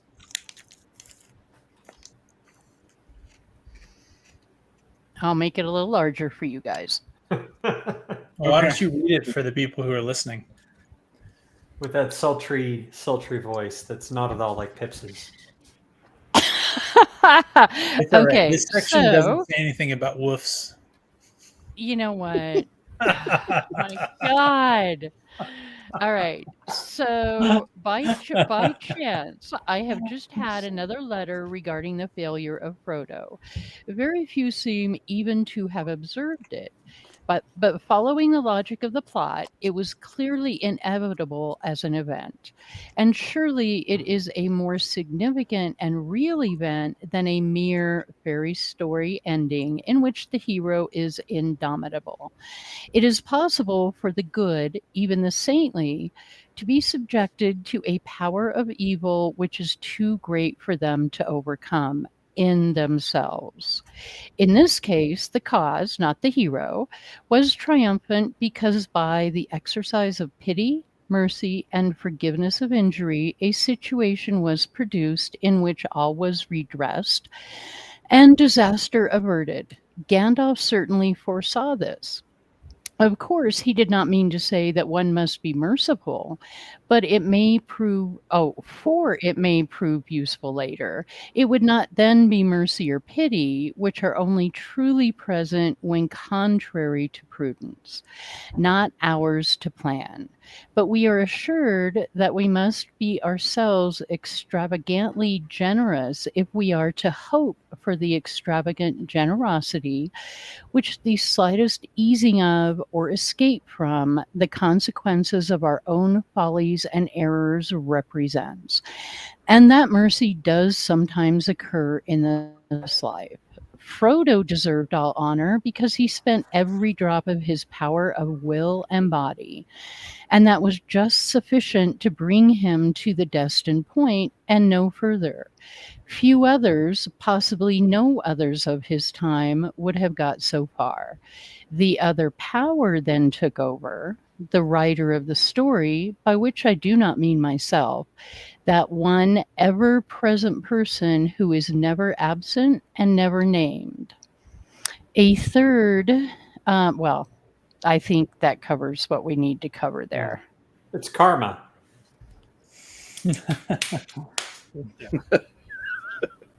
You could look at it that way. I could see it that way, but I can also see it the opposite way too. But I think from this, it's clear that Tolkien is alluding to God. And to me, I get that now. It's what I'm saying is, if I'm trying to view the story as a self-contained construct, you might want to have introduced a deity a little bit earlier on, but I kind of get where his message is coming from.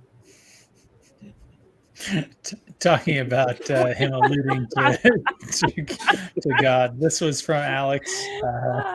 I thought it was as good of a place to bring it up. So for those of you who are just listening, the thing here is there's a priest saying, do you read to your kids kids from the good book? And the person responds, every night. What's their favorite part? The part where Frodo destroys the ring. So, for the record, Tolkien would have despised that meme. Yes, he would have. Probably would have, yeah. Absolutely. Well, oh, sorry, Nate. No, you go ahead, Tryp. I was just going to say to Dane's point, because I know you guys know I'm not a quote unquote traditionally religious person, but for people who have possibly know the lore and the history of Middle Earth, then you can pick up on Iluvatar. It's established, in the Silmarillion. I don't know, but just kind of a thought there. But he didn't do that until after, right? No, he'd written it before, like he'd written his whole mythos and mythology. It just wasn't published, and the Silmarillion was published posthumously. He had started working on the Silmarillion in the trenches. But that said, I don't think that would have been his message, right? And even that's coming from the letter. I don't think he would have wanted to supplant his own creation myth and his own pantheon of deities and other beings in place of the message. True, because if that's ultimately what he's doing, right? And that Frodo's story is, an everyman hero, robbed of agency in the end. He came to an insurmountable task, but he ultimately succeeded because of his, fucking hate to use the Reddit term karma, or because he had enough positive karma from acts of pity and mercy and charity and everything else that he built up, that the universe then tilted in his favor and caused Gollum to slip. Because what he's ultimately saying, it's a profoundly Christian message. And I think that was probably the intent behind it, rather than, hey dudes, I came up with Iluvatar, and in the beginning there was this song, and check out my myth. And yeah, totally, it was this dude who solved everything at the end. I don't think that was his intent at all. No, I kind of agree with you, because he even talks around it in the letter. Even if that was his intent on a very personal level, or that's where he drew from, for some of that. I think he was trying to avoid that, have it be an overt messaging in the book, because we all know he really didn't like that at all. So even in his answers to questions, that would be copying still C.S. talked Lewis. around it. Well, there's the idea of deliverance through sovereign action, and even in people who experience those kinds of events, they don't understand necessarily that sovereign action actually occurred. They participate in an event, things happen the way they progressed, and that's how it is, and they either don't understand it or come to a realization of it possibly later. Who knows? But I think that even in this, I think that's what Tolkien was kind of getting at, is that there was this divine action of pretty much carrying Gollum through to the end of the whole thing for that purpose of being the vehicle. That even though Gollum is evil, he used him to provide an out, that avenue of deliverance to fulfill the quest. And it looks like, he's trying to, he gets the ring and he falls into the pit because he's just, caught up in the excitement and breakdancing his way off the edge of the cliff. Nice. But it's, but in all of that, there's this divine attribute in activity that is just going through and seeing it to the end. Well, and let's keep in mind too, I think one of the central themes of Lord of the Rings is good and evil and the hero's journey. It's more about choices than it is about actions. Yep. Right? Merry and Pippin aren't heroes because they killed a bunch of orcs. Merry and Pippin are heroes because they, signed on for the fight knowing they don't really have any business being there. And they might not have a chance, right? And that's kind of where maybe this is all getting to is at the end, like Frodo doesn't destroy the ring by any action of himself, but that was never the point, right? The reason Frodo is a hero is because he made the choice, right? He said, I will take the ring to Mordor. And he went through it all and he suffered through it all. And that's why we don't begrudge him at the end that he was defeated by the ring and the ring was only destroyed essentially by Providence. It was never about the actions that the characters were taking. It was all about their choices. I'm gonna point out that that this, talking about karma and all these other things, we might actually be just glossing over the fact that what Dane just described is actually like pure Catholicism. That no amount of you and your will is sufficient to salvation, right? If your actions were all self-interested at the outset, I think there was a hint of that a little bit earlier in Tolkien's letter about pity for a kind of a future gain, or showing mercy because he thought it would pay off in the future, undercuts or undermines everything that you think you would have gained from it, right? It's not about doing an action in order to benefit you later. It's purely about the choice at that time, and whether or not that choice is good or evil. Which, I'm not discounting that. What I'm saying though is that if you accept the idea that Tolkien was a devout Catholic and was writing a story that holds true with sort of Catholic kind of worldview, right, in terms of good and evil and all of that other stuff, right? Free will being the kind of main point about Catholic theology. But you would never expect a Catholic to write a story where the human sort of hero is in and of their own effort able to overcome evil. That is not what that's not what Christianity is about, right? The core tenet of Christianity is that you yourself are always incapable of overcoming evil, that it is only through grace that you are saved, right?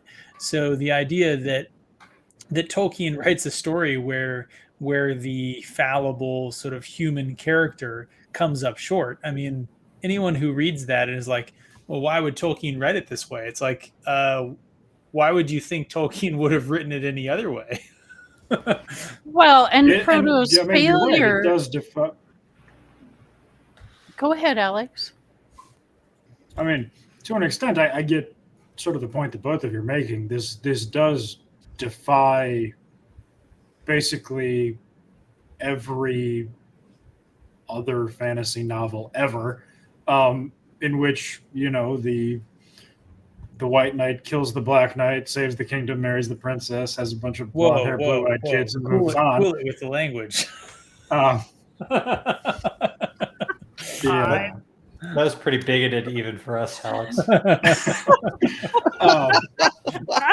no, I mean, Sam who does that. But no. So this one, he really did just say, and that's how it ended. It's quite, in a way, you are my God, my all, and you work great things through me. But as you said, Pips, a human being isn't going to kill the devil. It's, that's going to happen. It's God and divine intervention. Right. And that's part of what makes how he wrote this such a wonderful thing, because anybody can read this, even Wiccans like Tryp can get a lot out of this. So but how he couches these themes in a way that can communicate this to a broad spectrum of people, regardless of what their own personal beliefs are, and not have it be just kind of like this hammering, over the head with stuff, it's amazing, because I could sit there and try and come up with a theme like this, and I wouldn't be able to sit there and hide it. I'd be like, okay, well, I don't know how to communicate down to this level to hide this. It just, he just beautifully just weaves it into the tapestry of just the everyday, and it comes across very clean, very organic, and just true to everything that has already been put down on the pages before it. It's fantastic. All right, so let the record reflect that Nathan is a C.S. Lewis guy, and that his novel would just have Jesus lion, Jesus lion, Jesus lion, Jesus lion. Meow. Oh God, don't give them any ideas for making like a Tolkien land. We'll have a Lord of the Rings theme park. Oh God. All right. It's in New Zealand. Wait. I have one last thing to say, though. What Pips was saying earlier about Frodo. It just really strikes me that having our, everyman hero fail at the end, I think only makes us love him more, relate to him more, empathize more. It's not some unattainable thing that we see, our hero achieve. It's us.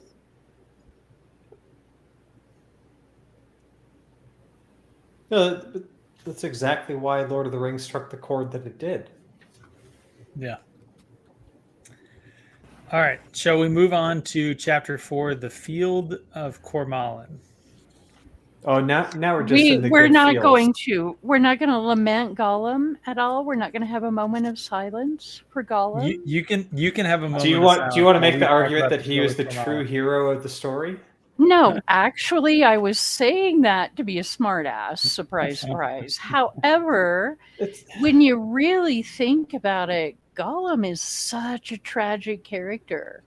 I mean, and in one when you way, really think about it, when you sort of think about it. Okay, whatever. But, I think he does deserve you don't have to give him a moment of silence, but he deserves a word. Poor guy. Yeah. Peace. We can feel God, Nate. That's it. That's it. Trim your beard. No. I liked it. That was good. All right, he got his one word, and we're moving on. No, Tryp's making a good point. Now, ultimately, obviously, the whole Smeagol story has been dramatized, and there's additional stuff that gets fed to it. But at least the early part of his story, when Deagle finds the ring and Smeagol wants it, and then it leads to a murder, obviously he was affected more by the ring than other hobbits. But can you truly blame Smeagol in that instance? Was he under more of the influence of the ring than the hobbits would have been, like Bilbo or Frodo, simply because the ring is like, fuck, I've been on this riverbed for 2,000 years, 2,500 years. Now finally someone's got me, and I need to find the most wicked person I can find. What was driving that whole situation? What I'm trying to hit at is, to what extent was Smeagol culpable in his own ultimate outcome? What were his choices? I'm going to say the culpability level is very, very low. To the extent that you and Nate are just at totally different ends on so many things today. Nate's over there no, the culpability is too damn high. This is an interesting White Cloaks debate, because I think if we analyze this under the rubric of choices, To what extent do we think that Smeagol had a choice to steal the ring? Could he have walked away from it like Sam did? I'm going to say that hobbits are a very special breed, and Jesus, Alex, fucking tone down the racism, please. I don't know. Was Smeagol a Harfoot? You know, that's true. Smeagol the Harfoot actually Tryp, had no choice. let me He was find a that for you again. bloodthirsty. Bring that up again. never stood a chance. Yeah, exactly. That is Tryp. That is my new headcanon. Yeah, her Smeagol's There you go. forefathers were exactly the ones Drill who myself out with abandoned this Dremel. people when they fell behind. I want to say that Sorry, that Alex. Smeagol's initial choice before he was even really under the effect of the ring, like he saw it and he coveted it, right? Okay, fine, but he wasn't really under the effect of the ring at that point. And his initial choice to murder his friend is a high level of culpability in my mind. You can say that he is not super, culpable for his later actions, but like, he woke up and chose violence, See, I always Well, he also was an egg sucker, remember? I don't know why that always sticks in my mind, but that little phrase about his grandmother teaching him to suck eggs or whatever, it's just, I don't know, it always stuck with me because as a young kid, that was just so weird, Anyways, moving along. I would agree. I think his culpability is very high. I would say that he was immediately under the influence of the ring, but I think that's because he has a much lower moral fiber than what. Would you say that there was a tempest within him? Oh my! Fuck. Pips. Time out. Let's just Words of Radiance. Do you know that Sanderson uses that phrase Who is 7 times? Yes. There's a Tempest in Sanderson books. Yes. Yeah, well, so so does Shakespeare. In words of Folks, Yeah, you will the rarely Tempest, see but that's Trip and allowed Pips united if you in fucking this invent in the something, fucking and I think saying. you've had it here. Yep. Trips and Pip have formed a bond An of. alliance. Wait, Alex, are you suggesting that the writers of the Rings of Power read Sanderson and not Tolkien? I don't think the writers of the They Rings don't- of Power they are don't know how to literate, read. but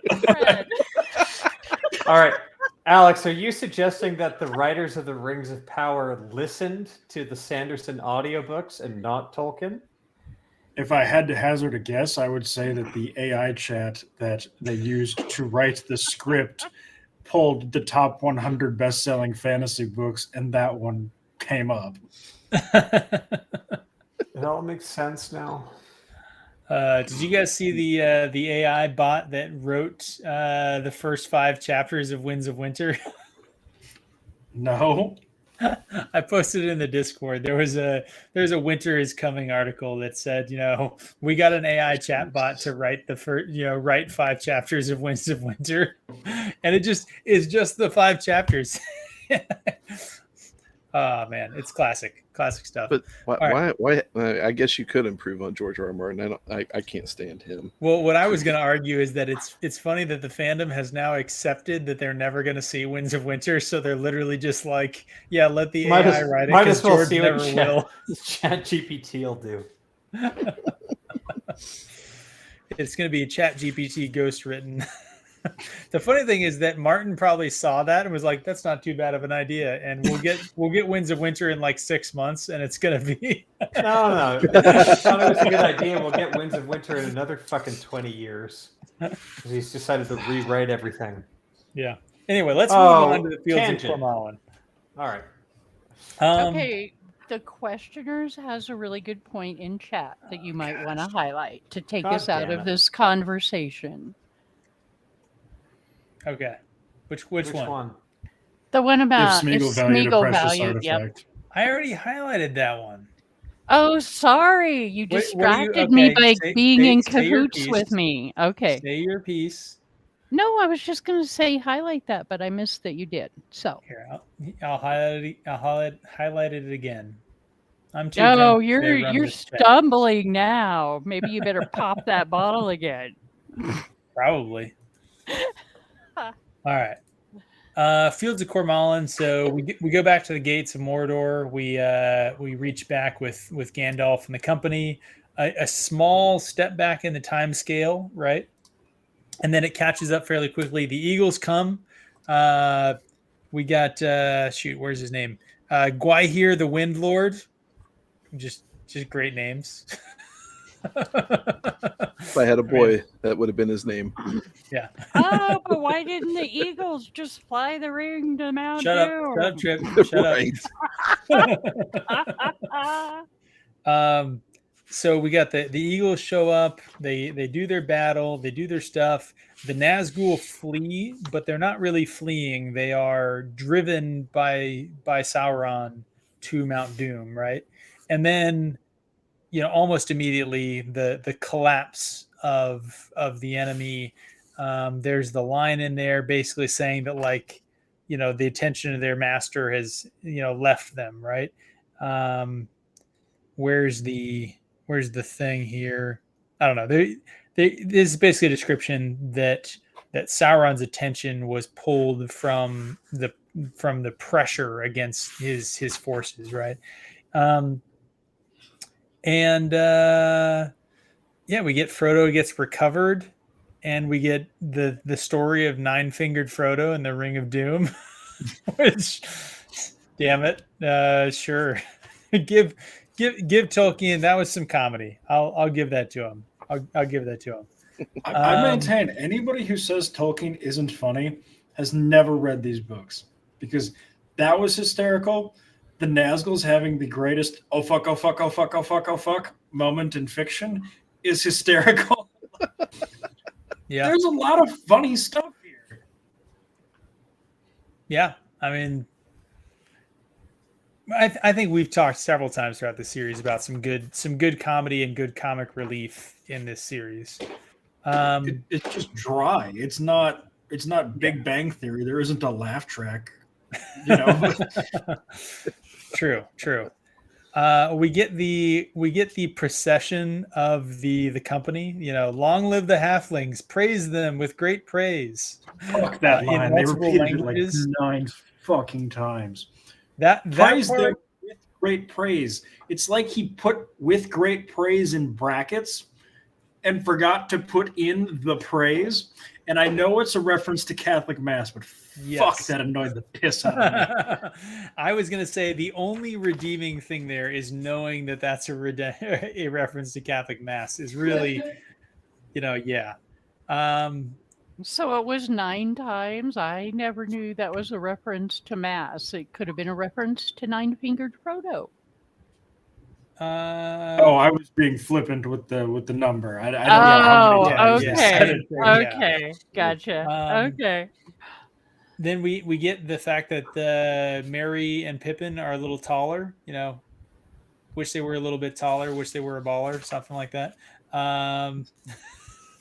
Well, and it's this particular part, even though maybe there's not a ton of specific details to talk about, I think you guys touched on this on an earlier stream, but it's so great to have a book, whether it be a novel, whether it be fantasy or science fiction or whatever, but he gives us the endings. He gives us them meeting up and their joy at seeing each other and what happens, to some of our characters. And then a little bit later, how Aragorn, gives out different lands and does different things.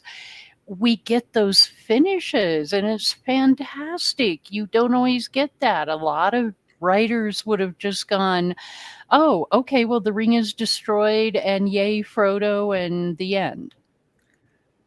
Yeah, I mean, if you want to consider a lot of the next really the whole next section. And honestly, it basically starts with not so much the Fields of Cormor, but like the Steward and the King on through the rest of the book is almost like the epilogue to the Lord of the Rings, right? Excuse me. And from that perspective, yeah, I mean, it really, it really gives a lot to, the events that come after. And then obviously you have the appendices, which give even more. But yeah, I get your point that there's a lot more invested there. Well, Another and when I was incredibly amusing part of this chapter is they're like, all right, everybody give the boys a round of applause, and then Aragorn picks them up and puts them on the throne, both of them together, like two little kids sitting in their dad's chair, like, with their feet not touching the floor. Outstanding comedy. The one part that really struck me in these last two chapters is not necessarily being an epilogue, was Faramir and Éowyn. Yeah. Is that this chapter or the next chapter? It might be the next one. I can't remember. So let's close up any comments we have about this one. I think the Field of Cormallen is one of the shortest chapters in the series. There's been a few short chapters, but this one it's short. And it basically just like, yep, everybody comes back together. Everyone talks about how great the hobbits are, and everyone survived, and it's all awesome. Then back to Minas Tirith. They don't know what happened yet. We gotta get the rest of the story to catch up to this point, right? Yep. Anyone got any reserved comments, I guess, for the Field of Cormallen?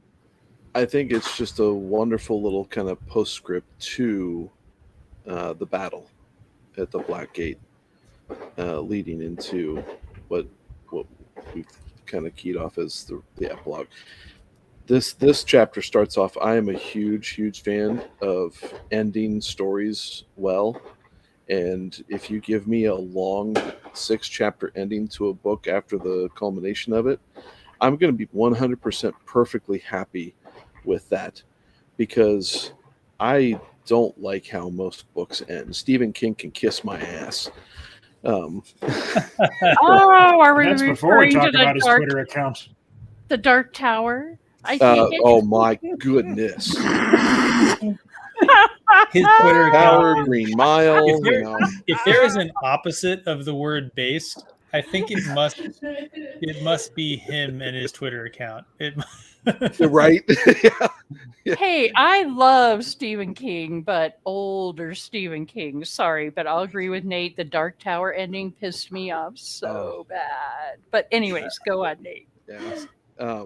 But just how it just kind of goes through. They all reintroduce themselves, but it's just such a wonderfully written kind of thing where it's just, Sam was the one that wakes up last.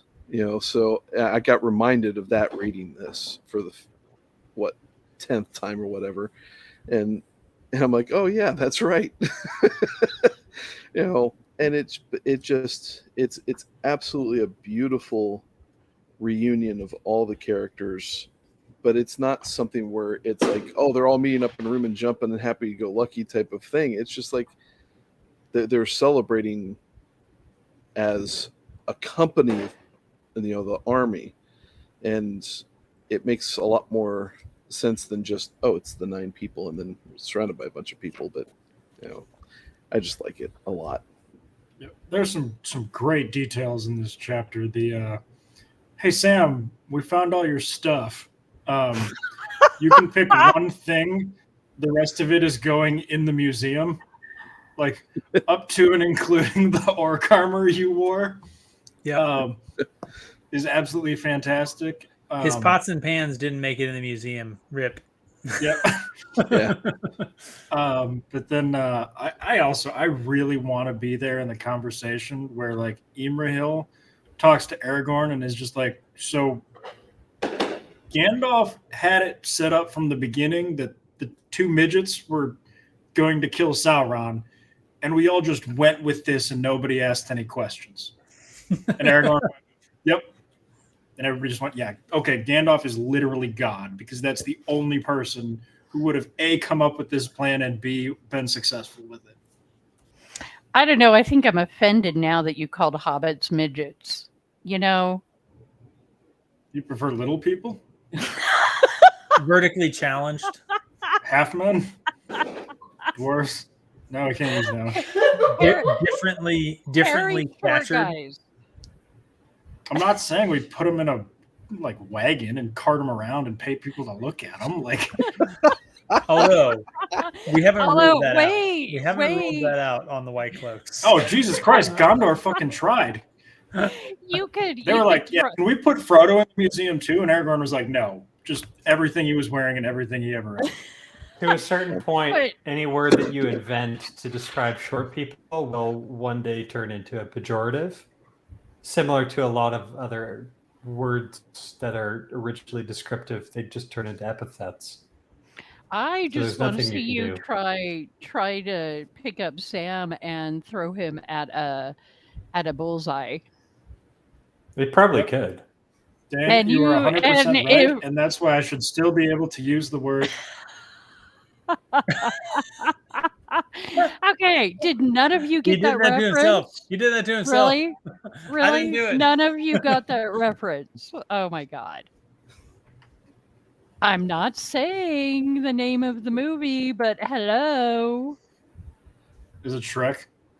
I feel like it's Shrek. Were we No. throwing midgets at people? Was it Wolf of Wall Street? Yes. Oh Oh. my god. Oh my god. You guys are slacking. No, The rest of us sucked. The rest of us only and exclusively remember Margot Robbie from that movie. Yeah. I'm All quite 12 sure. seconds of her. Yeah. Yeah. The high heels on the forehead. I'm thinking. Oh, The Steward and the King. Yep. All right. Talk about a segue. That's what professional YouTubers look like, guys. Okay, where were we? The Steward and the King. I just said it. Pay attention, Tryp. Gosh. All right. Here's the love story of Lord of the Rings. Lay it on us. It's not like the love story of the epic of Middle Earth. It's just the love story contained within Lord of the Rings. And it's In one chapter. beautifully told here at the beginning of this chapter between Eowyn and Faramir. And to those people who said, a lot of booktubers have said, well, I just don't buy it. It just happens too quickly. Shut the hell up. What? Who says that? This is how real life happens. Seriously, it's the same set of folks that sit there and say, I don't like reading the poetry in this book. Is that folks with a KS or folks with an X? Either way, all I'm saying, you want to pick up chicks, get injured, end up in a hospital. You'll be good. Right. Faramir has the arm of a rocket, the brain of a scientist, and a cock like a Burmese python. How is this not? How is this quick? I missed that in the pages.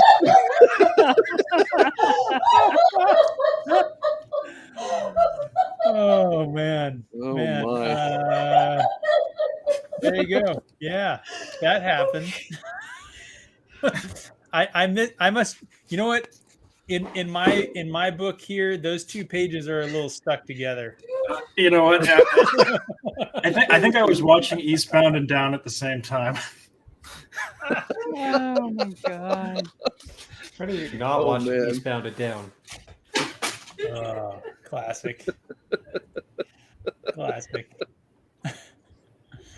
I mean the story between Faramir and Eowyn. It's touching. It's touching. It's a good story, and it's good for two reasons, right?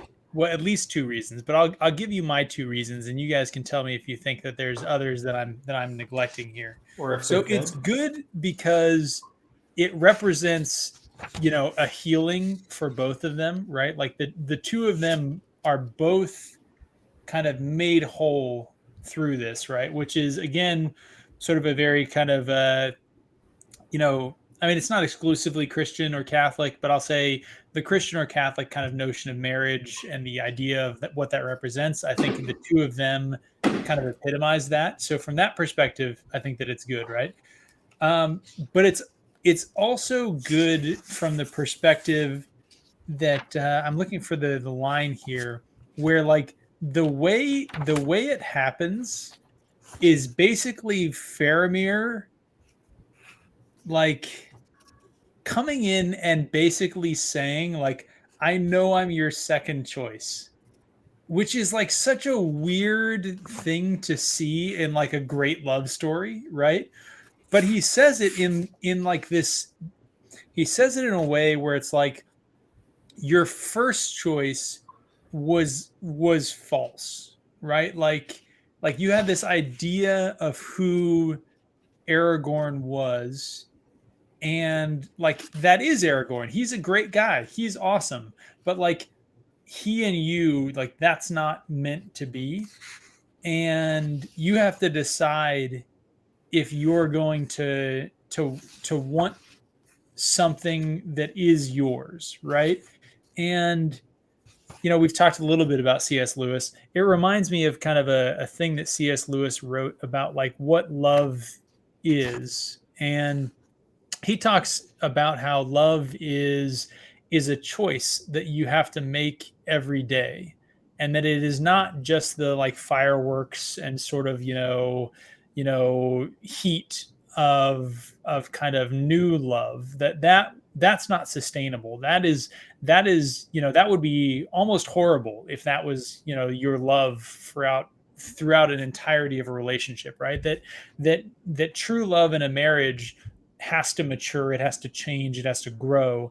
And I feel like the relationship between Faramir and Éowyn kind of highlights that they choose to make a life with each other that accommodates both of them, right? She ends up going back to Rohan to sort of fulfill her duties, but she says like, I'm going to come back to you. I don't know. There's a maturity and a, I don't know, nobility in the love that they share in their relationship. And to me, I think that makes it more than it would have been if it was just some sort of hot and heavy kind of lust. Yeah. So I'm going to read this passage here where he's talking about Aragorn. Please do. Please do. It says, for so he is a lord, for so he is, after he describes him a bit, he says, a lord among men, the greatest that now is. But when he gave you only understanding and pity, then you desired to have nothing unless a brave death in battle.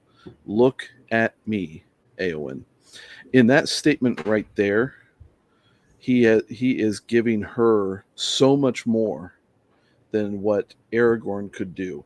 And it is actually a statement of love that is not defined as how the world looks at love. It's a statement of love as a dedication. And it's, I'm here, I'm not going anywhere, and I'm going to be the thing that you can rely on. I can be that security for you. And it's at that point then she starts this turn. And it is, but he had to voice out his dedication to her. And again, it's not necessarily as, hey, I'm pick number 2, I'm second in the draft type of guy. It's, I'm the right one, I'm the one you need. And it is so wonderfully voiced right there. And he goes on, to not scorn the gift of a gentle heart. Gosh, that is such a great line, by the way. Yeah. That line was so phenomenal. Absolutely. It says, I do not offer you my pity, for you are a lady high and valiant, and have yourself one renown that should not be forgotten, for you are a lady beautiful, I deem, beyond even the words of the elven tongue to tell, and I love you. Once I pitied your sorrow, but now, ere you were sorrowless, without any fear or any lack, were you the blissful queen of Gondor, I still would love you, Éowyn. Do you not love me? Freaking Chad. I mean, like you said, I think that yeah, I said, second choice. I think you're right to say not second choice, second sort of, noticed, second perceived, but definitely the right choice, right? Like the two of them were soulmates, and like that's the moral of that story. Well, like Eowyn had, I will speak from the woman's point of view here. So to me, Eowyn had built up in her mind what she thought she wanted and what she thought she needed, and maybe even what she thought she deserved, given everything that she had gone through. And Faramir basically was able to show her. And to me, this offsets what Nate was saying earlier about people are like, this is just out of nowhere. What? No, it's not. Because what Faramir did is, I mean, I texted somebody earlier when I was listening to this and said, Eowyn and Faramir, sometimes it just takes patience, gentleness, understanding, and love. And I think that's what he brought to her world that had been missing for so long. So there's my sappy comment. No, that's not sappy. It's just freaking truth. Yeah, I think that Lady B brought this up. They heal each other, and I think that's kind of one of the critical ideas there, right? The idea that they both make each other better. And so there's the line here. So after that line that Nathan just read for us, then the heart of Eowyn changed, or else at last she understood it, and suddenly her winter passed, and the sun shone on her. I stand in Minas Anur, the tower of the sun, she said, and behold, the shadow has departed. I will be a shield maiden no longer, nor vie with the great riders, nor take joy only in the songs of slaying. I will be a healer and love all things that grow and are not barren. No longer do I desire to be a queen, she said. Well, I mean, yeah. Now, I was just going to say Tolkien does with his words what Santana can do with a guitar. And I'm not even being funny about that. I am real turned on right now, guys. Seriously, just the ability to bring out that emotion in the most beautiful of ways is honestly what I'm trying to say there. Yeah, it's a fantastic statement by Eowyn.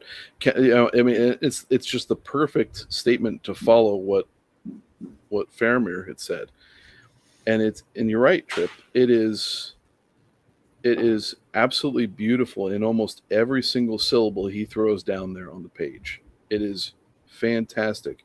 It's beautiful growth. Can I ask you guys a question here? So Lady B said this is Eowyn. No, Gimli is better. Say again what? No, Gimli is the better wordsmith, better at hitting on women. I'm assuming that was what your question was. So Lady B brings up here. Better. This is Eowyn moving from the woman warrior to the mother, right? What do you guys think here? Is in my mind, my thought with this was the lie of modernity. Right. So Eowyn was pursuing like male accomplishment. Right. And then in the end, she realized that was actually not fulfilling. And that she didn't pursue it. She realized it. Right. That's fair. Let's not forget with the last section, her defeating the Witch King. This is Tolkien correcting Macbeth. Right. But as far as female characters in Lord of the Rings go, it's Eowyn. Like Arwen doesn't get jack shit really in the books, maybe some in the appendices. But this is the Arwen's just a hot piece. It's got other qualities, but Arwen is a nice lady. Okay. but Eowyn, I am no man. Like Tryp's even got it up. Like that's That's Eowyn's That's line. wildly impressive for Tryp, considering what we know about her. Simmer down, Alex. Oh, But are you not saying that touching Tolkien, that. the traditionalist, and let's also bear in mind that the whole tradition of a shield maiden with Rohan, like he's obviously pulling from Norse sagas. There were Norse shield maidens and whatnot. Yeah. But this is the time of her choice, and it's not just a choice of life direction. It's also kind of who she wants as kind of a life partner. Yeah. And she thought she wanted Aragorn for whatever flippant reasons, and then you got Big this D character energy. Fair. But Faramir, let's also not forget, like our past discussions all about Faramir, and how we thought that the movies at least didn't do Faramir justice. True. He's the guy who, wasn't even tempted by the ring. He was introspective. He was thoughtful. He was a scholar. He's kind of like a philosopher king, kind of very ideal. And he puts himself in front of Eowyn, and then maybe she does get the right realization, not taking away from Aragorn, like the guy's already taken or whatnot. But You're is saying Faramir Eowyn turned 30 and lost interest in the jock and started paying attention to nerds? That's a crass way of putting it.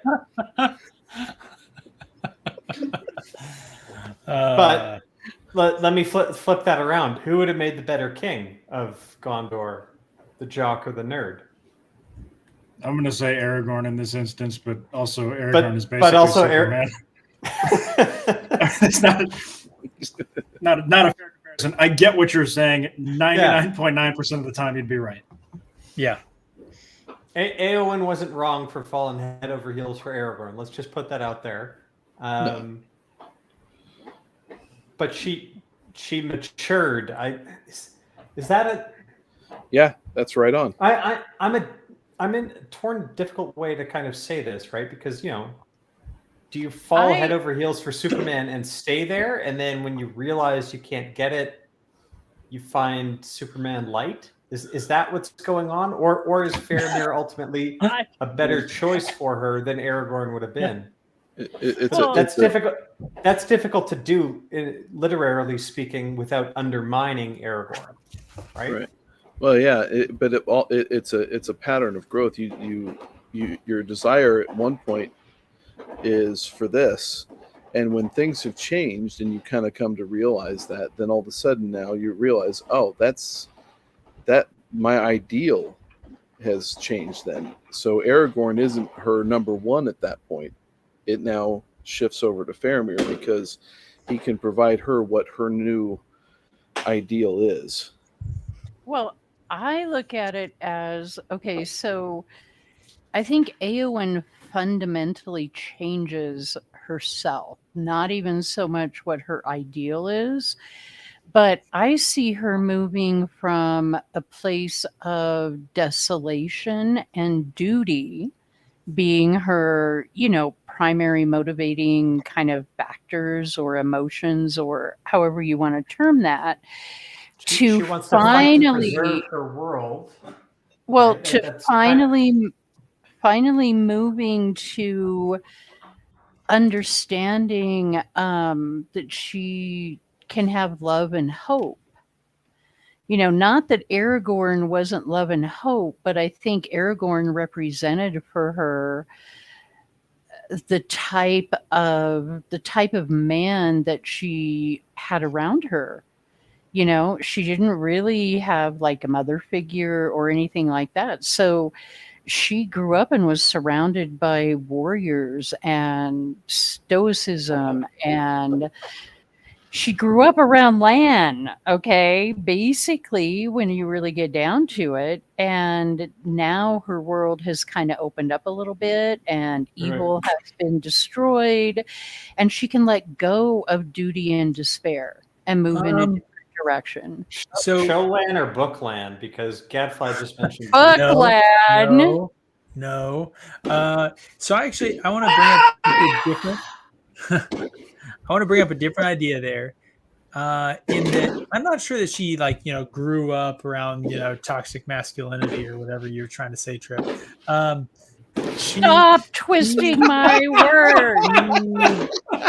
Fucking stop twisting my words. She was dude. corrupted by Wormtongue, right? That was later. And yeah, but I'm saying that her as the white lady, the frosted flower, all of that other stuff, right?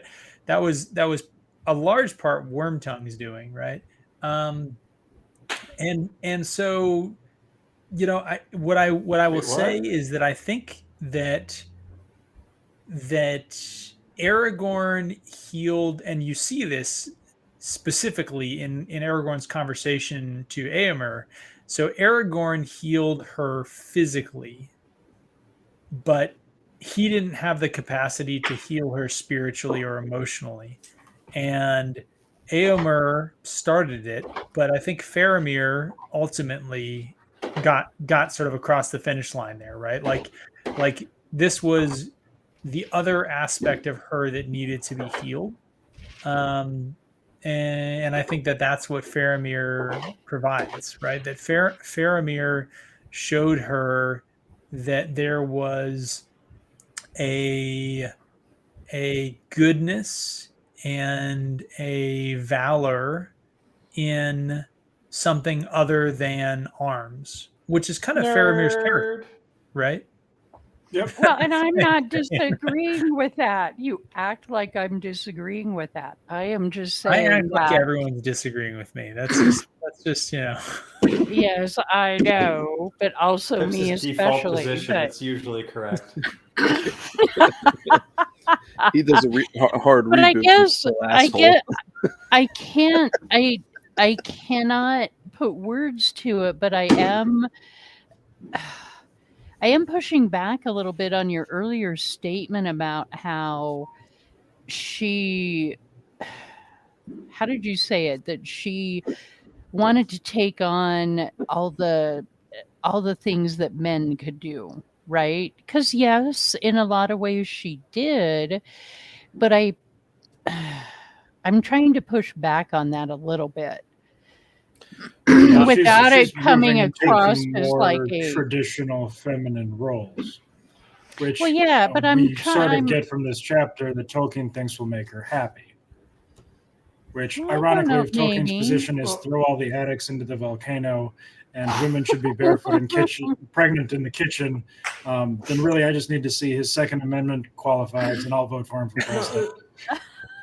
But here's the other thing: is so Éowyn got to live the warrior arc, right?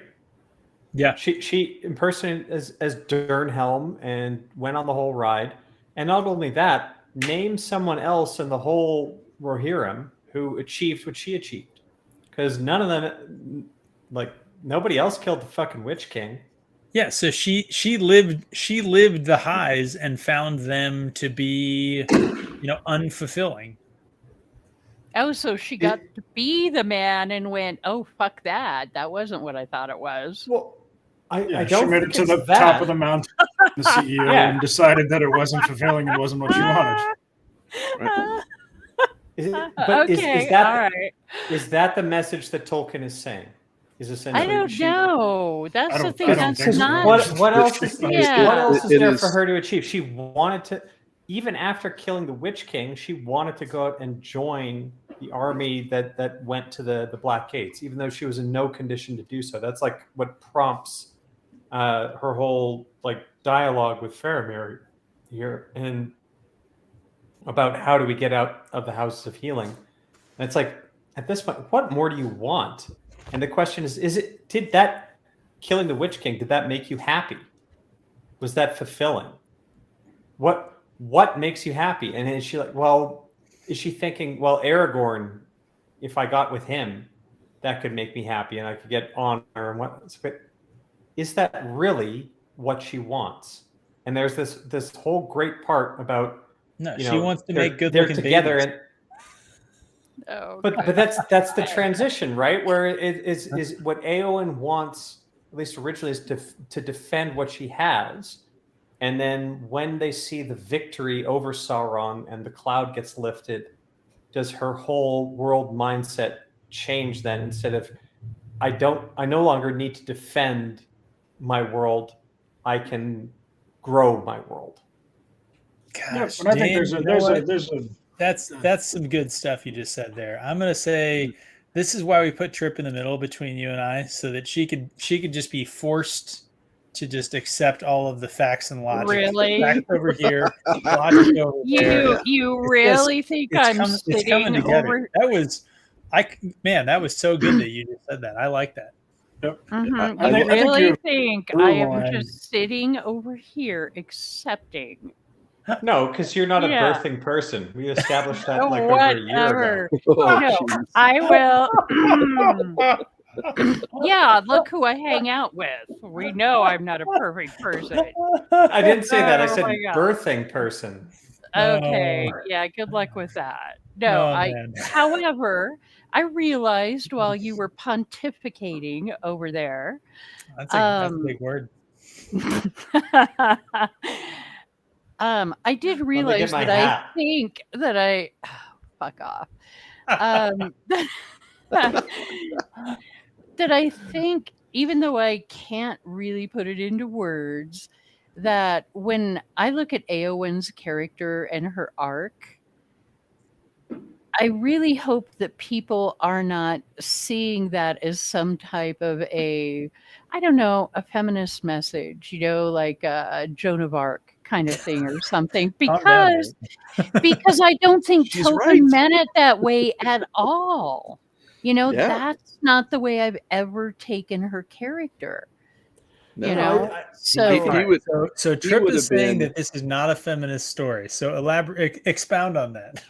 I'm just saying, I No. can't. It's so hard to I'm put not into saying that. words, but I think it's just because it involves nuance in the storytelling. Yes. And modern day cannot conceive. So when Eowyn sits there and stabs the Witch King in the movie and takes off her helmet, says, "I am no man," and she gets all the credit, they totally shove Mary aside on that whole thing.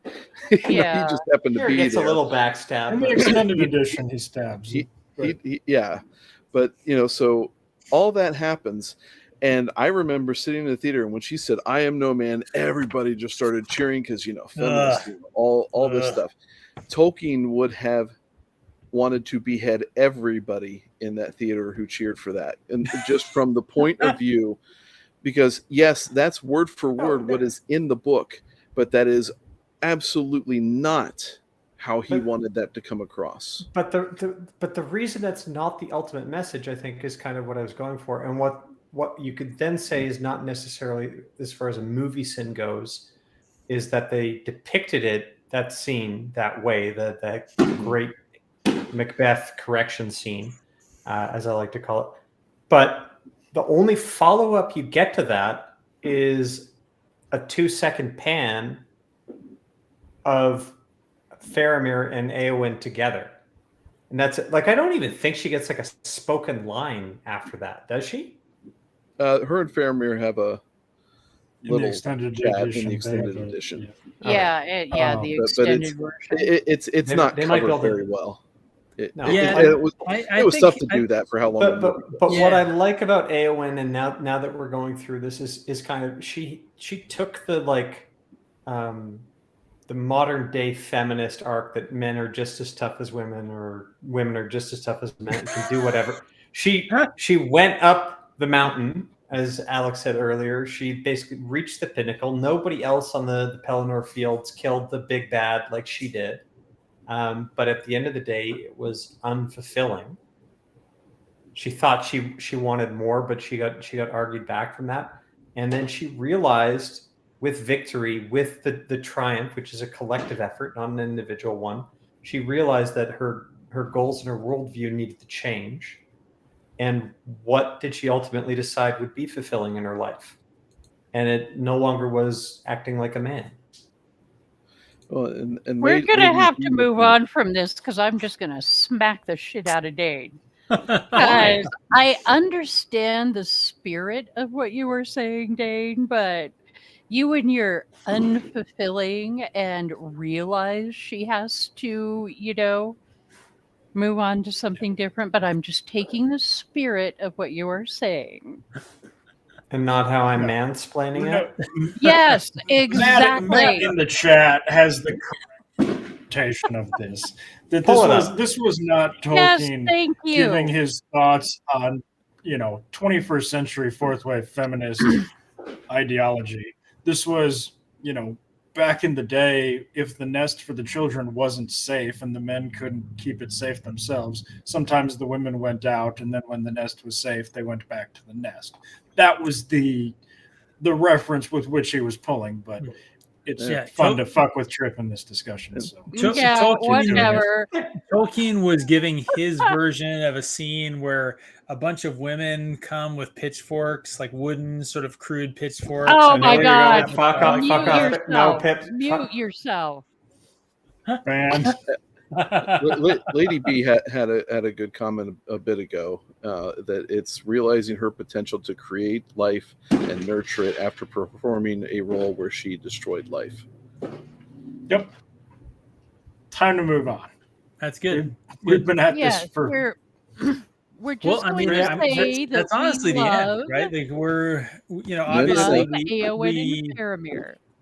The one thing that we haven't talked about, right, is the finding of the sapling, and the setup for what will come next chapter, which is the arrival, the very end here, the arrival of the party from Rivendell, right?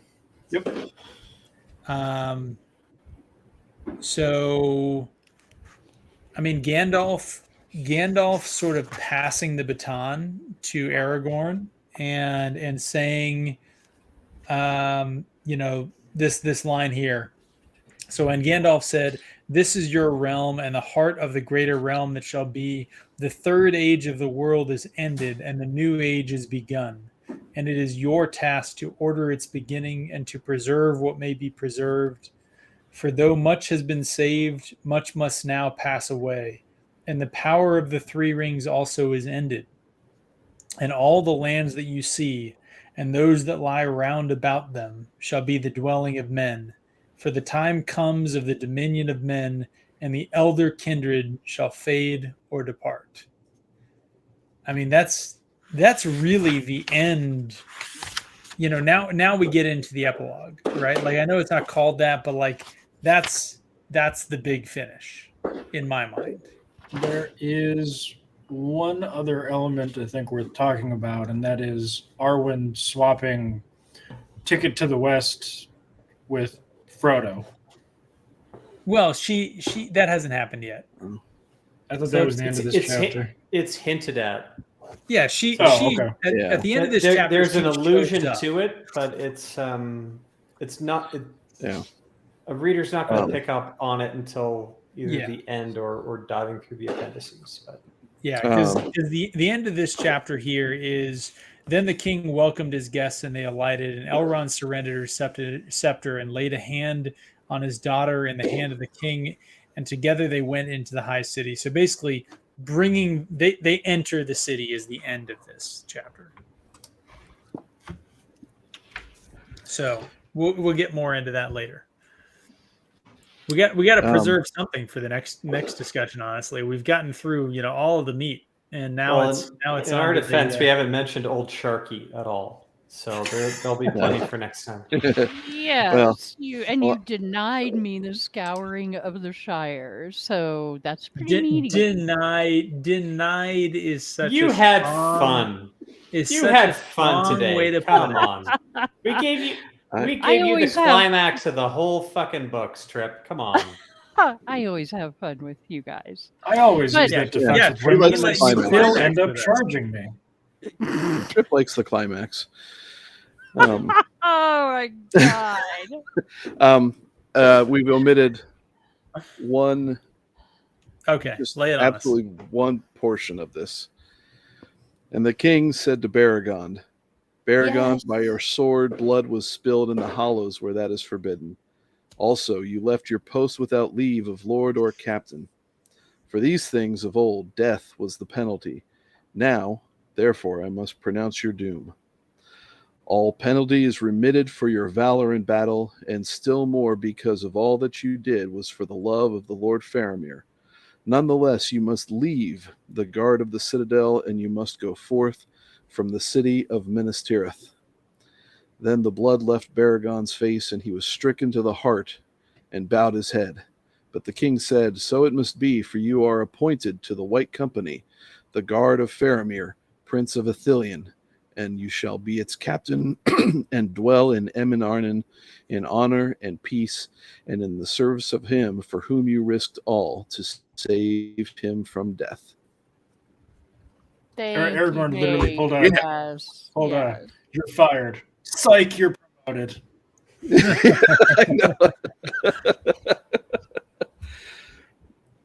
Absolutely love that little piece there. Yeah, you know, I What an mean, my only absolute complaint with goober. that part is that Faramir really should have been allowed to pick the captain of his own guard. You know, I mean, Oh, what? Do you think maybe like Aragorn and Faramir didn't have a little convo before that? stop trying to No, weaken. not at all. No. Aragorn has been king for a day and is just Yeah. whipping it around. Yes, exactly that. I think Alex is 100% right. This is just Big D Aragorn just showing up, just like, yep, bam, bam, bam. He gets up onto the throne. He says, "Excuse me while I whip this out." Oh my god. Boom. Okay, wait. I have a question, a kind of serious question. I really hope it's not about Aragorn's dick. No. Oh my god. Girthy. No, in the movie, okay, at the end, did any of you guys also find it a little off-putting the way they have Arwen kind of like hiding behind the flag and Elrond kind of, No. pushes her forward and I don't know. That scene has always kind of bugged me a little bit. You think I about mean, it, it's they would have had a procession touching, for her. but let's I don't know. It's I'm just gonna say, Tryp, let's talk about the movie when we talk about the movie. Oh, really? Rules for thee and not for me? 2 hours. She's got a and point on 50 you, dude. It's 2 hours and 52 minutes in. It's 2 hours and 52 minutes in. And, we got to. I think the film is just doing a coy kind of reveal. Like he knew what was happening. But if what they were doing was an homage to how it's described in the books, there's a big difference between how Arwen is portrayed in the books as opposed to the film. So it might not be fitting to how it was done in the film, right? Because Arwen's got far more agency in the films than she does in the books, right? She does more. Yeah. Right? She actually has plot points and an arc. So maybe in the film, that reveal, like you're saying, Tryp, doesn't fit well, even though it marries to the books quite nicely. But the reason why the books or the book was written like that is because what the hell has Arwen done since like the whole time? Like most of that Aragorn Arwen story is in the appendices, right? Yeah, I don't know. It just has always thrown me a little bit. But I was curious. See, I won't drag it out very long, Mr. Impatient over there. I'm not impatient. I'm just saying, hey, let's save some stuff for the discussion about the movie. I think there's going to be a lot of good discussion there. Oh fuck! We still have to do the whole like Legolas sliding down the elephant's trunk.